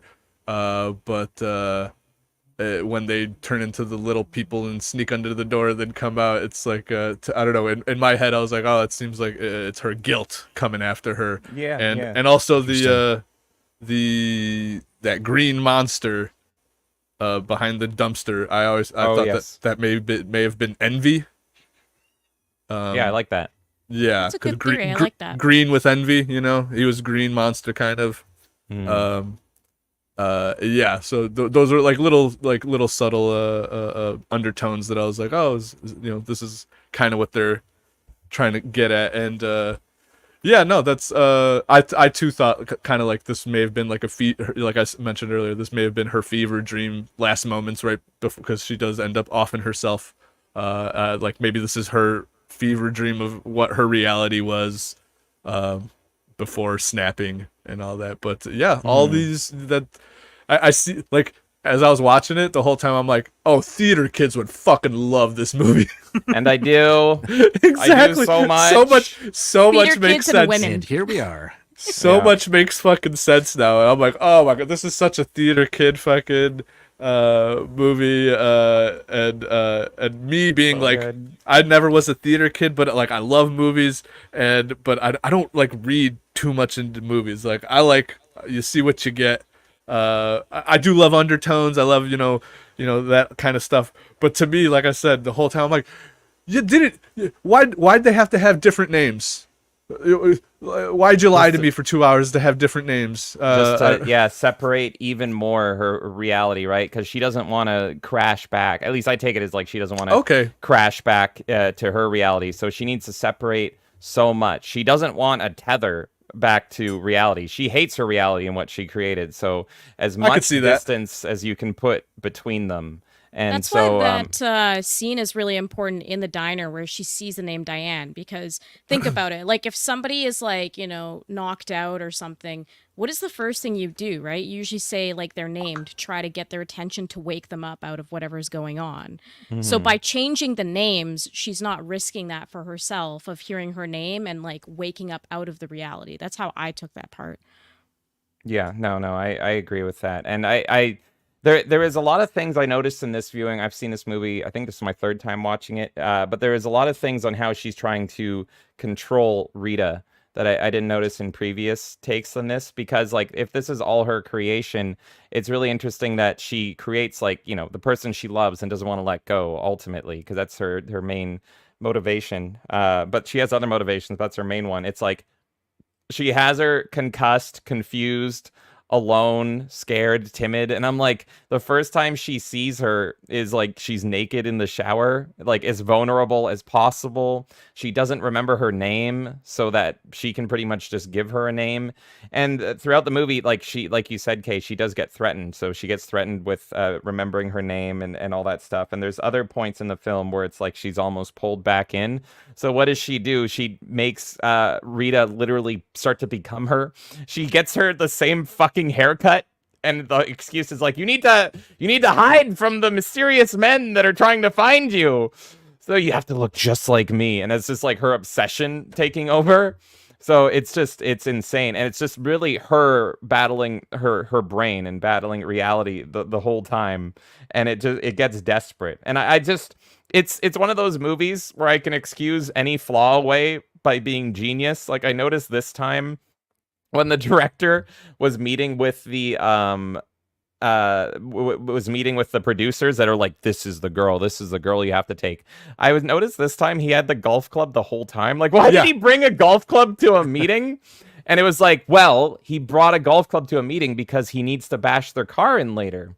So he needs something to bash their car in. So this is really Betty's brain being dumb and being like, he needs a golf club. Of course he has a golf club with him because he needs to break their fucking car later. So it's genius. It's so genius. Well, that's where I even question, like, I get the dream and everything. I wonder too, like, is anything that we saw really reality? Right? Because like you have the dream, but then you also you could have the concept of a nightmare, right? And who knows? Because you don't have, like, you're not really looking through one person's eyes. Like, if you're thinking of this like as a straight dream, right? You're going to be seeing it through your eyes, and that would be theoretically Betty who's seeing it. But a lot of this is not through her eyes, right? You get a lot of like the directors, which she wouldn't have been a part of. She probably wouldn't have been dreaming. Same thing at the end of the movie. Like, you're getting a lot of stuff that she would not have noticed. And in fact, she disappears at the end, right? So are we even seeing Betty's dream? Or is that someone else's nightmare? And it's Lynch, right? At the end of the movie, who knows? Could any of this really happen? Or is this just some nightmare world? Yeah, I take it as like, it's not even like, it's something you can't even really understand because it's not so much like a straight dream. It's like a crafted reality. And so it's like, what would a crafted reality, if you forced yourself and you forced your brain to create a different world? We're pretty much dealing with the female Chris Chan here. She made a dimensional merge. This is her Quickville, right? And she's made all these different characters. So you're seeing... Am I ruining the movie for you, Kay? Because I'm saying this is female Chris Chan. So funny because what I was thinking, you made it better. Yeah, you just made the movie better for me now. Because so, like Chris Chan, when he makes Quickville, he's seeing different perspectives of all these characters. But all the characters you see, they serve a purpose, right? So, for example, the girl that they pick for the movie. They make it like this weird thing where it's like, you have to pick this girl. This is the girl. You're going with this girl or else. But then when Betty sees a director, they have a Hollywood style glamour, like lock eyes, first sight. It's like, I'm in love with this girl. This is the girl I really want. But unfortunately, I'm going to be murdered if I don't pick this girl. Turns out in reality, quote unquote, that girl is the new lover of her former lover. And so it's just like, she would never pick her over me. And so you have to make her like, she's a terrible actress. You know, she's only being put into this position through sheer force, through ominous presences and all this. So that's like her reality, like breaking down this girl into nothing, and she's worthless. And I thought it was really interesting when she was performing her song. While the song sounded great, she is not good. Her eyes are darting around intentionally. She looks like she's almost half-assing it. But when the director and Betty's eyes meet, it's like a lock. And so it's just like, clearly you want Betty, and the other girl is just being forced in. So I really take it as like a crafted reality. And she is Chris Chan playing with all of her dolls to make a better reality than the one she has. I've ruined this movie, and I'm proud of it. You made it amazing. We've decided we need to show Chris Chan this film. Yeah. You'll identify with it too much. You'll be unstoppable. So did anyone else think that the director was a David Lynch self-insert? He's got the hair, the glasses. To a point, like, I think it's probably like his views, right? Yeah. Like we kind of talked about before, like being forced to pick certain people and things like that. Like, I get that. Like, do I think it's a direct? I mean, just from what I've seen of Lynch, I would say probably not just like a direct self-insert of himself. No, not a direct, but like the hair and the glasses. I'm like, wait, doesn't Lynch have hair and glasses just like that? I mean, yes, this is Not younger and black hair. Yeah, I mean, I think the reason why it doesn't feel like he's a self-insert is because, like, at least I can say for the other three of us, like, we've seen Twin Peaks, so we've seen David Lynch play himself. Okay. So, like, knowing what David Lynch does in roles, it's like he would be way more over the top, right? Compared to, like, what Justin Theroux's character does. He's very, like, mellow in comparison. I guess by self-insert I just meant a director like himself, and he slightly kind of resembles him a little bit. That's all I meant. I will give you this. I agree with what Bliss is saying. Because I mean, at this point, Lynch is pretty much my favorite director. I've watched everything he's done and watched every interview I could with him. But I know everything in his real life influences his films deeply, and he might not even recognize this, but he directed Dune, right, in the 80s. And so the only reason he directed Dune, and because that's not a movie he would do, he hates it as well, is pretty much what happened was he wanted to just be an artist. And then what happened was this guy, how's it going, Angry Canadian? I'm on a Tism rant. Sorry. He just wanted to be an artist, like a painter. And then some guy bought his art and loved it and gave him a ton of money for it and was like, you should do movies. And so he started doing like motion art.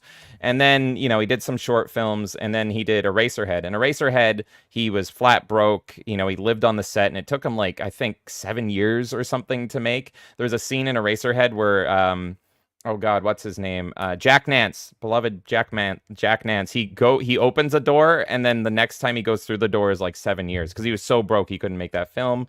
And then he made The Elephant Man, which was produced by Mel Brooks. Everyone knows Mel Brooks, of course.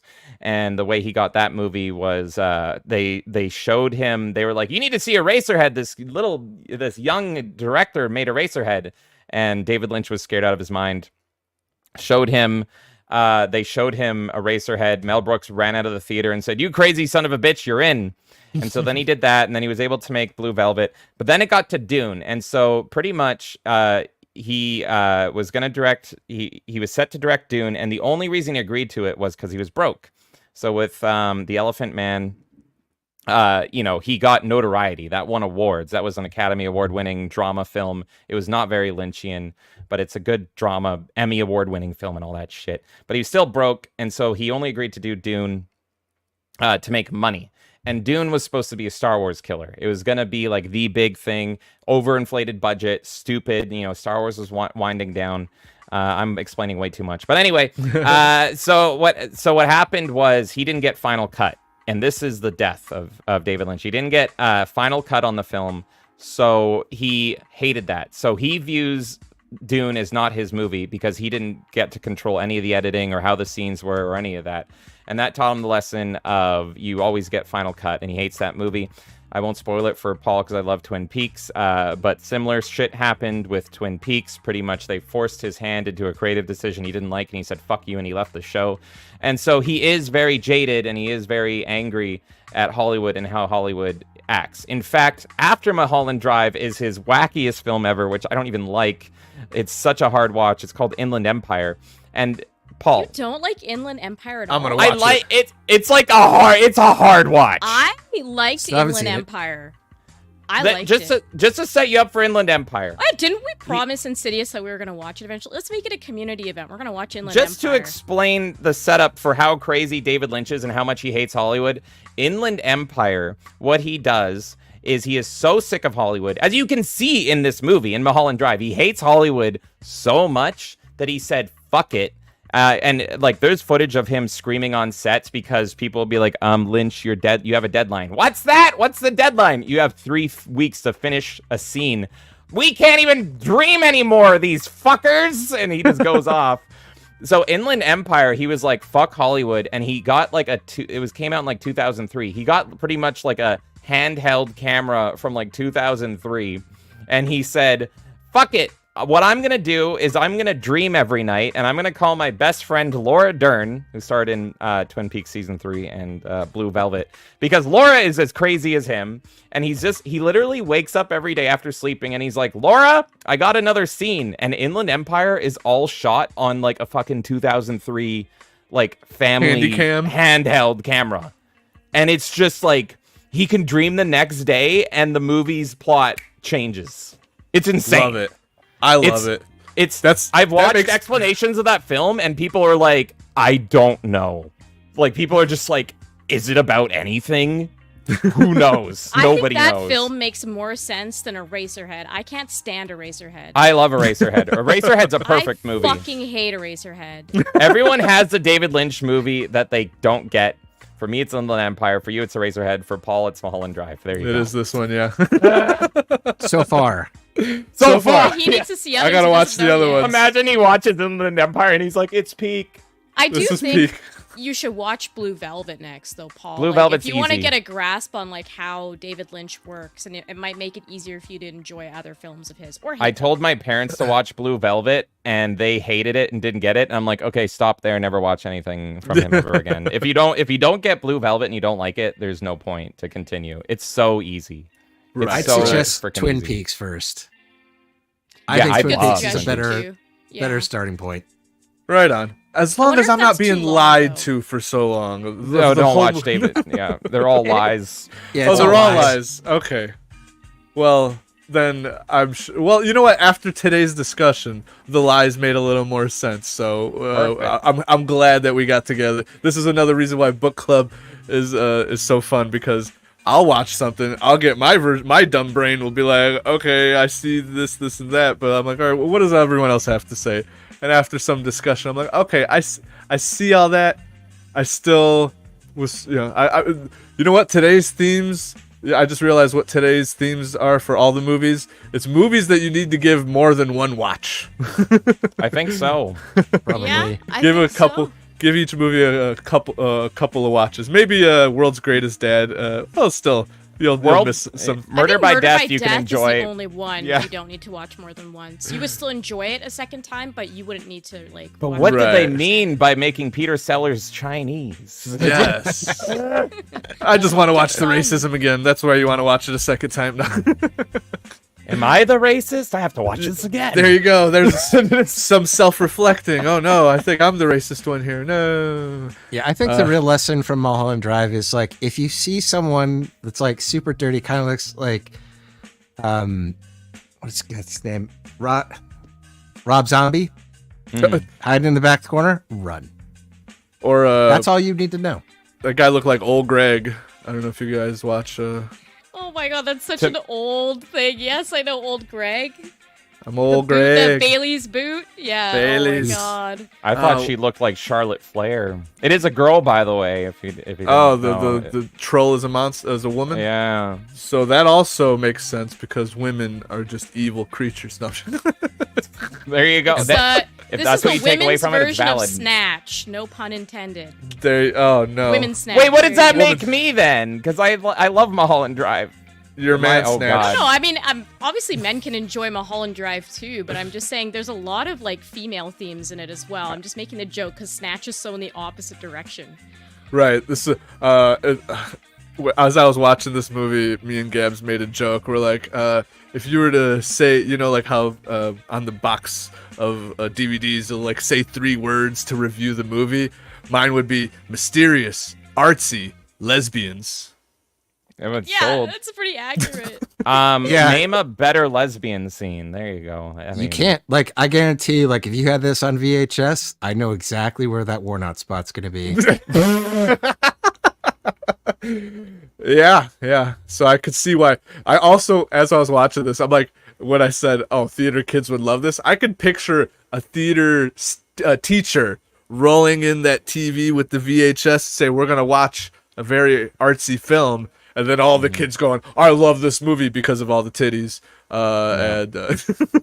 Oh, here's another funny story on Mulholland Drive. At the end, when she's masturbating to try to pretty much force herself back into, her reality, she hated doing this. This was Naomi Watts's breakout role. Like, this was before she got big or anything. But she hated doing this, and she was nervous. So David Lynch built a like makeshift tent around her masturbating, and it was just him with a camera in there while she did it. But all the cast and crew was still outside the tent, and she knew this, and so she's trying to do it. And when she's getting aggressive, it works so well because she's aggressively trying to force herself back in. But that was genuine. That was genuinely her getting mad. And apparently at one part, this is Naomi Watts' story. She said, "David, I can't do this. I cannot do this. I can't do this scene."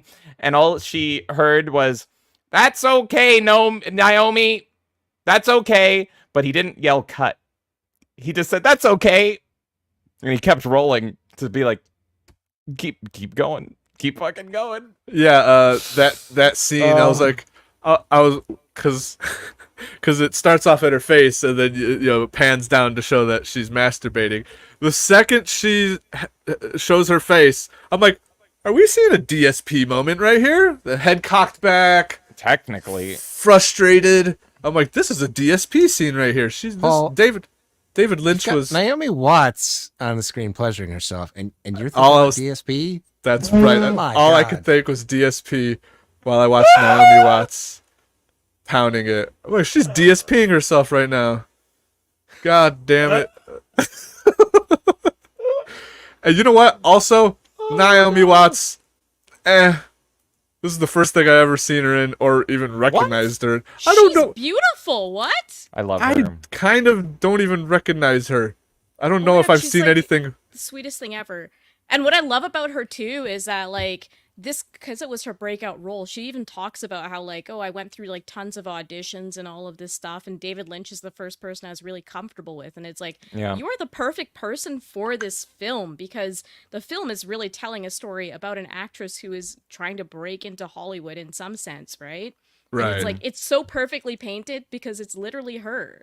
Yeah. It's so good. She is also I love her, and a lot of people hate this movie, but I really like it. The Peter Jackson King Kong movie that he did as a follow-up to Lord of the Rings. She is the girl in that. I loved her in that. And I also love her in Twin Peaks season 3, because once actors love David Lynch, and so once you become a David Lynch actor, you tend to come back. A lot of people, there's been a lot of actors that get started on a David Lynch film, and they'll be like, "Oh my God, acting's great," and then they don't realize that it's like, oh, there's only one David Lynch that you work with. Right. This isn't common. You don't. He doesn't even audition actors, by the way. He just sits down and talks with them and looks in their eyes, and that's how he knows if they're gonna be in for the film or not. So funnily enough, her favorite scene in this movie is the audition scene, because that is common for actors, is like that style and everything. But I love that. I love that scene as well. That's like kind of the perfect summary of this scene of this movie. Is she does her really shitty audition with her friend, her new coma friend Rita, and she's terrible in it. Absolutely terrible. Does a terrible audition, but she's just like, oh, tra-la-la, I'm gonna be a famous actress one day. And it's like, okay, great.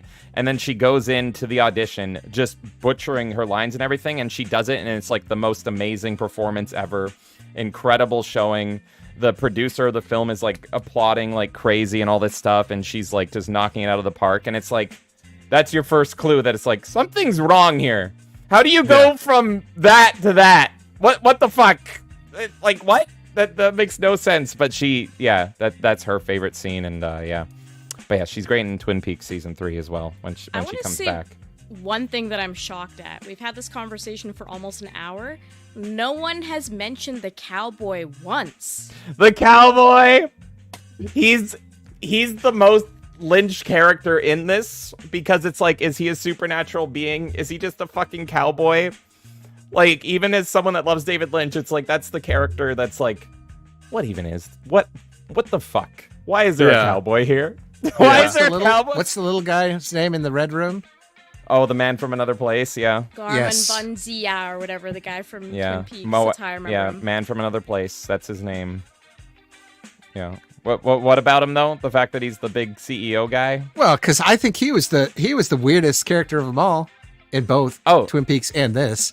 Yeah. Even weirder than the cowboy.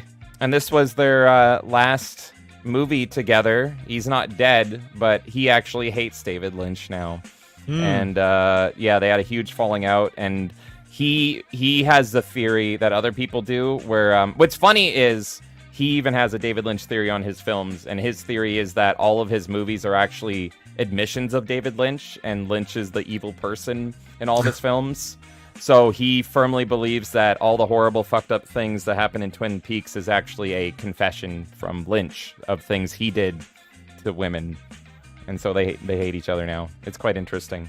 But I love that little guy. It was Lynch all along. Yeah. And yeah, there's actually a book of that someone published that's like, see, this is actually him. And it's like, There's no evidence. It's just all crazy theories. But maybe, who knows? Who knows? Lynch is just as shady as Weinstein. No, I'm joking. Well, that's the implication. But no, that's I was gonna say like I think the reason why actors and you were saying once they work with Lynch they come back. It's like yeah, because what's the alternative? Weinstein trying to diddle you? At least here you can jerk off in front of a camera with some dignity. Exactly. That's right. I don't think there's been no evidence of Lynch diddling anyone, so he's A-okay in my book. Yeah. But yes, I have to do more Lynch movie watching because yeah, this one again, yeah, it definitely one of those movies to fully grasp. You got to watch more than once, and yeah, on my first watch, I was just frustrated at because I knew that there was a twist, and I'm just waiting for it. I'm like, and then little clues of things being off and all that, and I almost right away knew that things were in a dreamlike state because just how the camera was like flaring at lights or like those lens flares, like nothing looked sharp. Everything looked very like hey, somebody wiped the lens on the fucking camera because it's all greasy and shit. Like the first half of the movie is got that little bit of grease just to make it seem a little dreamy, and I noticed that right away too, and then yeah, little things like Naomi Watts' character being this innocent Midwest girl, and then during the audition she turns into a mega slut, like totally changes, and just like yeah, like things were being like off, and then yeah, I was just it finally came to. I finally got frustrated when that theater scene, and basically I felt like the guy was like that was saying, "Oh, this is all pre-recorded." I felt like he was looking right at me and going, "Haha, this is all fake. Good luck, sucker. Here's the real movie." Ha. That's so funny. Like, yeah, David Lynch just got one over on you and was a big troll. That's amazing. See, that doesn't even bother me. I actually I funny. love That's that the valid. film made you angry. That's great But too, because that's a valid it's- way to take it. But it wasn't anger because I was confused. I knew it was coming, and he didn't even subtly try to be like sneak in, like, oh, this is what's really going on. He literally had a character come out say, "This is all an illusion." I'm like, and don't believe what you see. I'm like, I believe what I see because you're fucking showing it to me. What else am I supposed to believe? Paul, I have a question. Because you said this in one of the previous movies. How did you watch Mulholland Drive? Did you watch it on your phone? Oh, that one I watched actually all the way through, sitting on my couch on the TV. Okay, good. Because I was gonna say, if anyone knows the David Lynch phone rant, it's the best shit ever. Oh But my god, he has a when rant people of watch things that way. He pretty much how could you watch a movie on your fucking phone? Get real. It's the best thing ever. I love him so much. I don't have time to sit on my ass and watch movies all day. I gotta be at work, but I could watch movies while I'm at work, so it works out. And you know what? Honestly, listening to a movie closely is almost better than watching a movie and like barely being able to hear it. Like I don't know if that makes sense. Because when I watch a movie, I have headphones. I have at least one headphone in right in the ear, and if I can, I try to make it mono so I'm not missing on anything on the right side, just in case audio pans and stuff like that. But I noticed that when I listen to it and I could listen closely, I could get almost all the dialogue. I could hear and envision, even though I still see a little bit of the screen. I'll miss some details and all that for sure. But I feel like listening to the movie is almost as important as actually watching the movie too. So like a good audio director and audio in a movie is can almost make up for like I get how blind people watch movies. You know, you could just sit there, close your eyes, and like, hey, you reminded me of when Christopher Nolan really pissed me off. I went to a teaser of The Dark Knight Rises. So you got to watch the Bane opening, the memed Bane opening. Oh. And yeah, in the teaser, I've never found footage of this again, but it was in a theater. I was able to go to it. You couldn't understand Bane at all, at all. And they took a survey and they said to everyone as they walked out, "What'd you think?" And like me and everyone unanimously said, "You can't understand Bane." and Christopher Nolan got really defensive and said, film is a visual media, not an audio medium. And I'm like, it's the combination of both. And that's one of the reasons I love David Lynch, is his use of music. And he literally crafted Mulholland Drive through music, effectively. And so anyway, long story short, everyone bullied Christopher Nolan. The producers got worried, and then that's why they got a redub on that. And talk about going totally the opposite direction, because now fucking Bane is louder than everyone else in that fucking movie, and it's jarring. Yeah. It's so jarring. It's like, who are you? Well, what are you doing here? Because they're on a plane, so they're screaming at each other, and then suddenly, quietly, but very loudly at the same time, yes, I'm like, bro, that was... Turn that down a bit. Mix it a little better. Holy fuck. Yeah, no, that's hilarious that Nolan said that.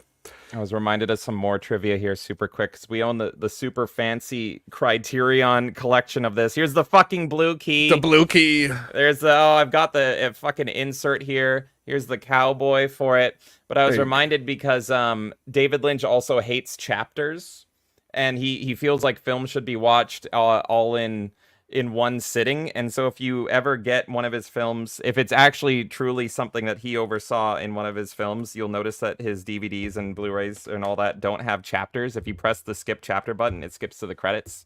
So fuck you. That's funny.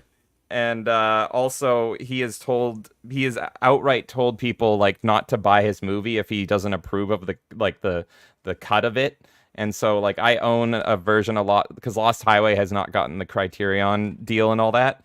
But I own it, and it was coming out, and the publisher was making a big deal. It's like, oh, Lost Highway, like, restored. And he said, "Dear Twitter friends, do not buy that cut of Lost Highway. It is inferior." And the publishers got, like, really sad. And they were like, we're not Criterion, but we tried our best. Like, calm down. So, yeah, he's a crazy man. I love him. But he is a crazy, crazy man for it. Hilarious. Oh my god. Oh, alrighty. Oh, we are getting... Oh man, it's... Holy shit, past 3 hours? Holy shit, these usually go 2 to 3 hours, and we're already past 3 hours, 14 minutes. God damn. That's what happens when we do Lynch. If you have us come back on again and Kay makes us watch another Lynch movie, it's going to happen again. I'm surprised you weren't the one choosing Lynch movies. I was gonna pick Eraserhead, and then but then Kay was like, "Fuck, I wanted to pick Mulholland Drive," and then so I'm like, "Okay, we don't double Lynch. You can't double Lynch." So I'm like, "I will pick World's Greatest Dad. You go Mulholland Drive, but maybe Good next choices. time we'll do Eraserhead." That would be great. Any last thoughts? I mean, we've been talking about this movie for a long time, but any closing statements before we wrap it up here on this movie?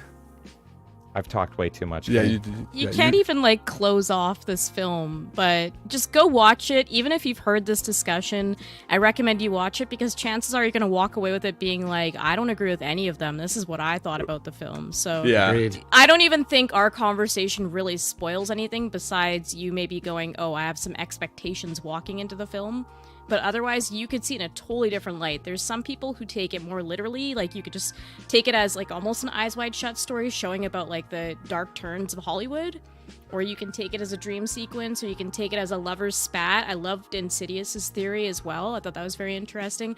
You could take it literally like Paul and be like, did you just really trick me for 2 fucking hours, you fucking bitch film? You know what I mean? There's so many ways you could take this film, but what I love about Lynch is that he makes you feel something, so it's worth watching it just for that. Yes. Definitely check it out and then get frustrated for being lied to for 2 hours now. You're not going to let it go. I'm not going to let it go. I was thinking, I'm like, people are going to hate me the way I also, I remember you got mad at me for the way I described Blade Runner. I'm like, oh, Blade Runner, it's just a movie about a guy running around. Am I a robot? Am I not a robot? Who's a robot? Boo, boo, boo. Yeah, movie taste is very subjective. We've learned that a lot. I still like the movie, but I still have my dumb little... There's always a dude in the back of my head just making dumb dick jokes, dick and fart jokes constantly running back there. So I see things and I go, this movie is just about a dumb concussed bitch taking various sneak naps everywhere. Sneaky, yeah, she's a sneaky girl that lives in her head, maybe. Yes, if you like mystery, artsy, lesbians, check out Mulholland Drive. Best pitch ever. That is, right? I just did years of work. I undid years of David Lynch's work with that quote. No, I'm kidding. Lesbians, yep. That's right. Alrighty then. Well, that will do it for today. Freaking awesome. I always enjoy sitting down watching movies and then discussing with you lovely people and people in the chat. Big ups to y'all for hanging out and discussing with us, because that's kind of the thing. I kind of want this to be not just the panelists talking about it. I want book club to be everybody talking about it in chat. And then, so if y'all want to follow along with what's coming on next, be sure to go down in the description, click the Discord link, join the Discord. That's where you'll know when the next movie club or what the next movie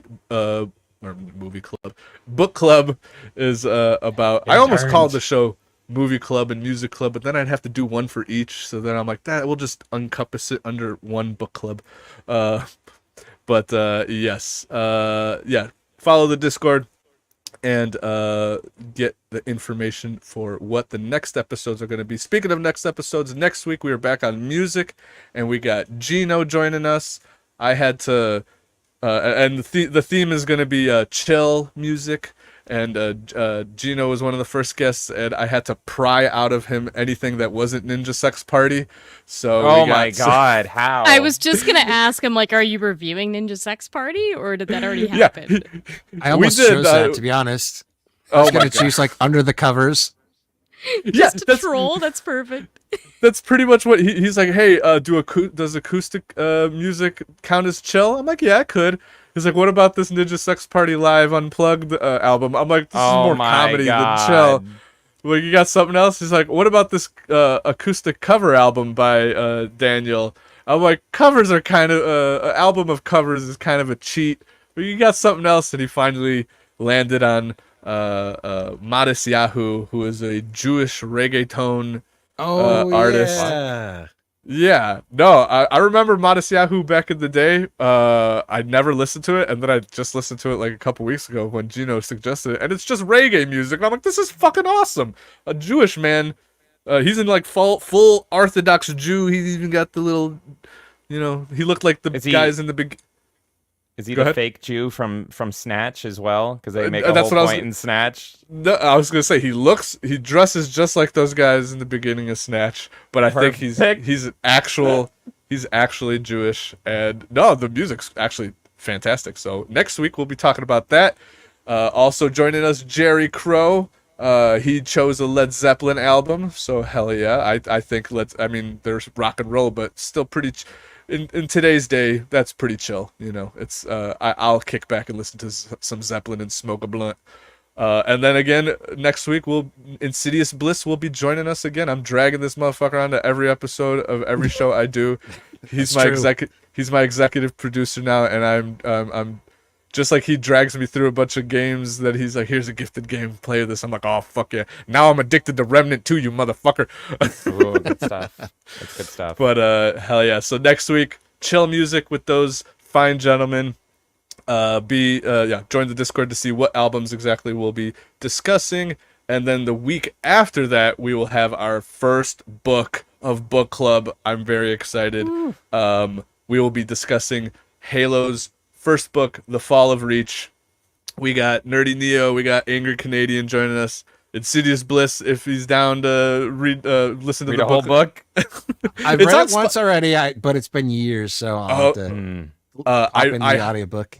Yes, the audiobook is fantastic. The narrator nails it. He does different voices to kind of help you determine who's talking and all that, and listening at 1.2, 1.5 speed makes an 11-hour book knock it down to just like 8 hours. So that is a good way to listen to it. Yeah, I listened to that whole thing while just driving, and in front of me is driving just like a David Lynch movie. Reality was driving, but in my head, a whole world of fucking Halo was going on while I'm listening to that. It was great. Paul, no, watch out. Those aren't grunts and elites. Don't run them over. You're not driving a warthog, Paul, no. Yes, I am. Oh, God. But yes, that will be on the 4th. We'll be, discussing Halo's Fall of Reach, and I am very excited for that. There is still some slots open if anybody else wants to join. I think Black Belt said he's down to join. I don't know how many people allow me on StreamYards here, but I'm willing to fill that up and get everybody in on talking that book. But yes, I am very excited for that. And yeah, that'd do it for this episode. Let's do some outros here and get y'all back to where you need to be. Let's start off with the melees. James and Kay, what do you guys got coming up? Well, busy few days, isn't it? So we are Melee Games. I'm Melee Kay. That's Melee James. And yeah, you can find us pretty much anywhere: Twitter, YouTube, Rumble, Kick, Twitch, everywhere. What's coming up? Well, tomorrow, if you're a Tier 2 or Tier 3 member, we are doing an exclusive stream for you in our Discord, and it's going to be a sexy one. On Friday, we're going to be doing our Halo Town Square. So if you're a fan of Halo in any way, shape, or form, or if you hate Halo, come hang out with us. We're going to talk about it. We're going to feed the ducks. It's going to be a great time. And yeah, anyone's welcome to that. All you have to do is join our Discord, and then I'll whitelist you for the call. You can show off your Halo stuff. You can talk about how you love the game, hate the game, whatever it might be. And then Saturday, James is going to be on the RNG Gaming Podcast talking about shooters. So that will be a good time. Of course, Sunday, we are back with more Steam Roulette. And other than that, like I said, you can find us anywhere, Melee Games. Thanks again for having us, Paul. This is really fun. Absolutely. Yeah, no, I hope you guys, I could schedule you guys to come on once every month or every other month, because I'd love to help you guys, especially James, knock off some movies off his list and add some new ones. No, this has been a great discussion, and yeah, you're guys, everybody that I talk to during these book clubs and stuff like that, all have very different insights and insightful things to say on things that make me go, well, I didn't think about that. So I thoroughly enjoy. Oh no, what happened to Bliss? Bliss, no, he got sick of waiting for his outro. No. Oh my god. So I would say you helped me knock off movies, but from this alone, I added 1, 2, 3, 4 I movies. know. So I doubled. I doubled the amount of movies on my list. I already saw World's Greatest Dad like 5 times, Mulholland Drive 3 times. So I chipped off 2, and now 5 new movies are on my frickin' list around the. Oh wait. Cheap Detective, Death on the Nile, and the Adventures of Buckaroo Banzai Across the 8th Dimension. So never mind, 3. So I'm still in the negative though. God damn it. Yeah, 2,469 movies to watch. Yeah. I'll do it. God. Yeah. We'll help you knock some off, and then like I said, yeah, keep adding more, because that keeps happening to me too. I keep knocking off a few, and then it's 1 step forward, 2 steps back. That's what this show is. But it is a fun time as always, and yeah, I'd love to have you guys back on. We'll schedule something and do and even if you guys want to come on talk music sometime, or eventually I'll do it. Yeah, no, I mean I'm a big metal head, so if you ever do a metal themed one, I'm such a snob with music though. I'm so like most people are. I realize it's because people are particular with their music. Yeah. Movies, you could kind of jump between genres, but most people are pretty they like their flavor of ice cream. Yeah, and that's all. I had a teacher that said like he would introduce people, and he would ask like, what is everyone's favorite music, and he literally discontinued that question because it would result in fights. So like a full classroom, and it would be like, how dare you like this and all that. Yeah. So yeah, I'm if you ever do a metal themed one, yeah. But other than that, I would hate things that are considered universally amazing with music, right? Or maybe soundtracks, or like gaming soundtracks. Yeah, that was definitely. We did do a metal episode not too long ago. I have been thinking of doing like gaming soundtrack ones as well. Yeah. But you'd be surprised. A lot of the people's choices are like these like albums that I've never even heard of. Goes Nowhere Does Nothing came on and showed this awesome freaking concept album. I forgot the name of the band, but I was like, dude, this is great. How have I never heard of this? So you might go in thinking I'm gonna hate all this, but you might find like people don't choose the obvious. Oh, listen to Creed or whatever, you know, or whatever I'll just the think of mainstream. wrestlers retiring if I hear Creed. That's always the joke. It's like, oh God, Creed's playing. Who's retiring? That's the wrestling. It's always yeah. the melancholy like retirement song. But yeah, no. It would be great to have y'all for either music or more movies. And I think I'm gonna do. I have planned the first video game for movie or for book club, and I think it's gonna be in a couple months. But I was thinking of doing Halo 3 because we're about to start. One to do. We're about to start Halo 3 right now, and I was thinking right after we finish it, we do a book club on it, and you guys just finished it as well. So if you guys want to hop on, fight, you're about to finish the fight. Yep. Oh, and he is back. There we he go. is. Using my phone as a hotspot, so. Oh, there. Oh my God. His power went out. Oh no! Oh Jeez. no! Stay safe, man. Silencio. Yeah, Silencio. Oh, I was gonna real quick. That was my favorite part of the movie. Is after the lesbian love scene, the bitch just was so walked out. She's like Silencio, Silencio. I was dying laughing at that. Did you ever bang a girl so good she starts rebooting into Mexican? I'm just not. It's like.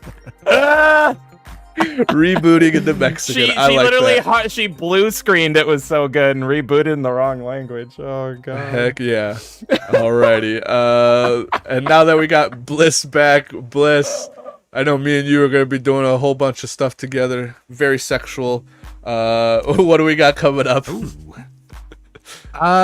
Actually, we'll have this weekend. We've got probably more Remnant 2, I'm imagining. We're addicted. Nice. Weekend after that, we have a very special guest, Melee K, doing Ghosts of Tsushima. Oh. She will be an honorary company boy, chopping down Mongolian beef. The way. I haven't even unsealed the game, so I'm gonna have to do that soon. Yeah, you might want to. You're gonna have to do nothing about the game. the quick tutorial. Yeah. Yep.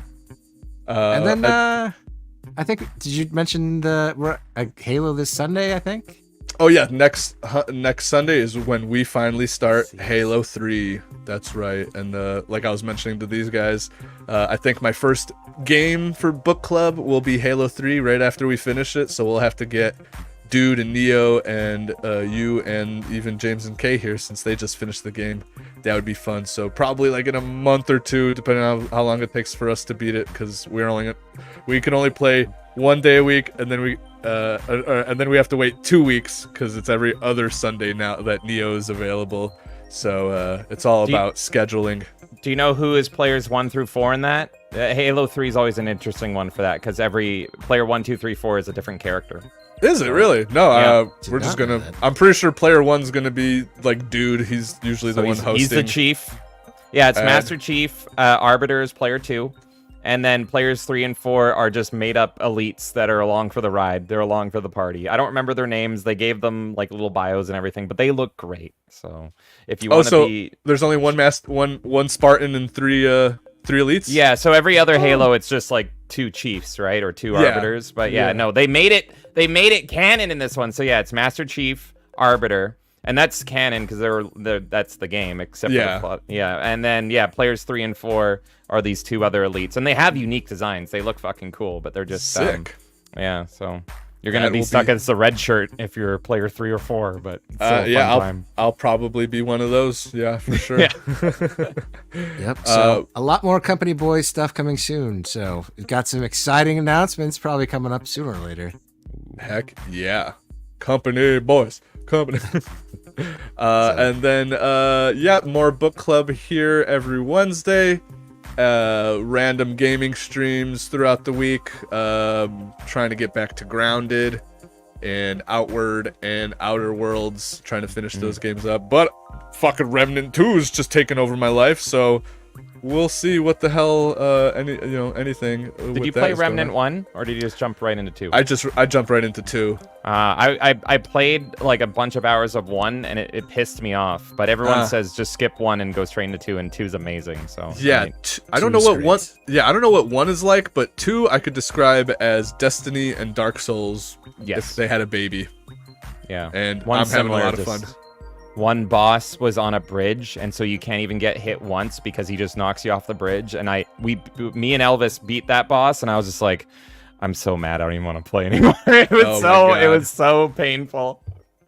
Oh my god. Yes. Alrighty then. Well, that will do it for today. Thank you everybody once again, everybody in chat, my lovely panelists here. Big ups to Amun-Ra for that tip earlier. And yeah, that'll do it. I don't have an outro thing or anything, so we're just gonna awkwardly wave at the bye guys. Thanks for stopping everybody. by. Goodbye. Have a good one. Hey. Go watch the movies. That's right. Watch Insidious. Wave. What the fuck, man? Why aren't you waving? Why didn't you wave? Why are you holding a book?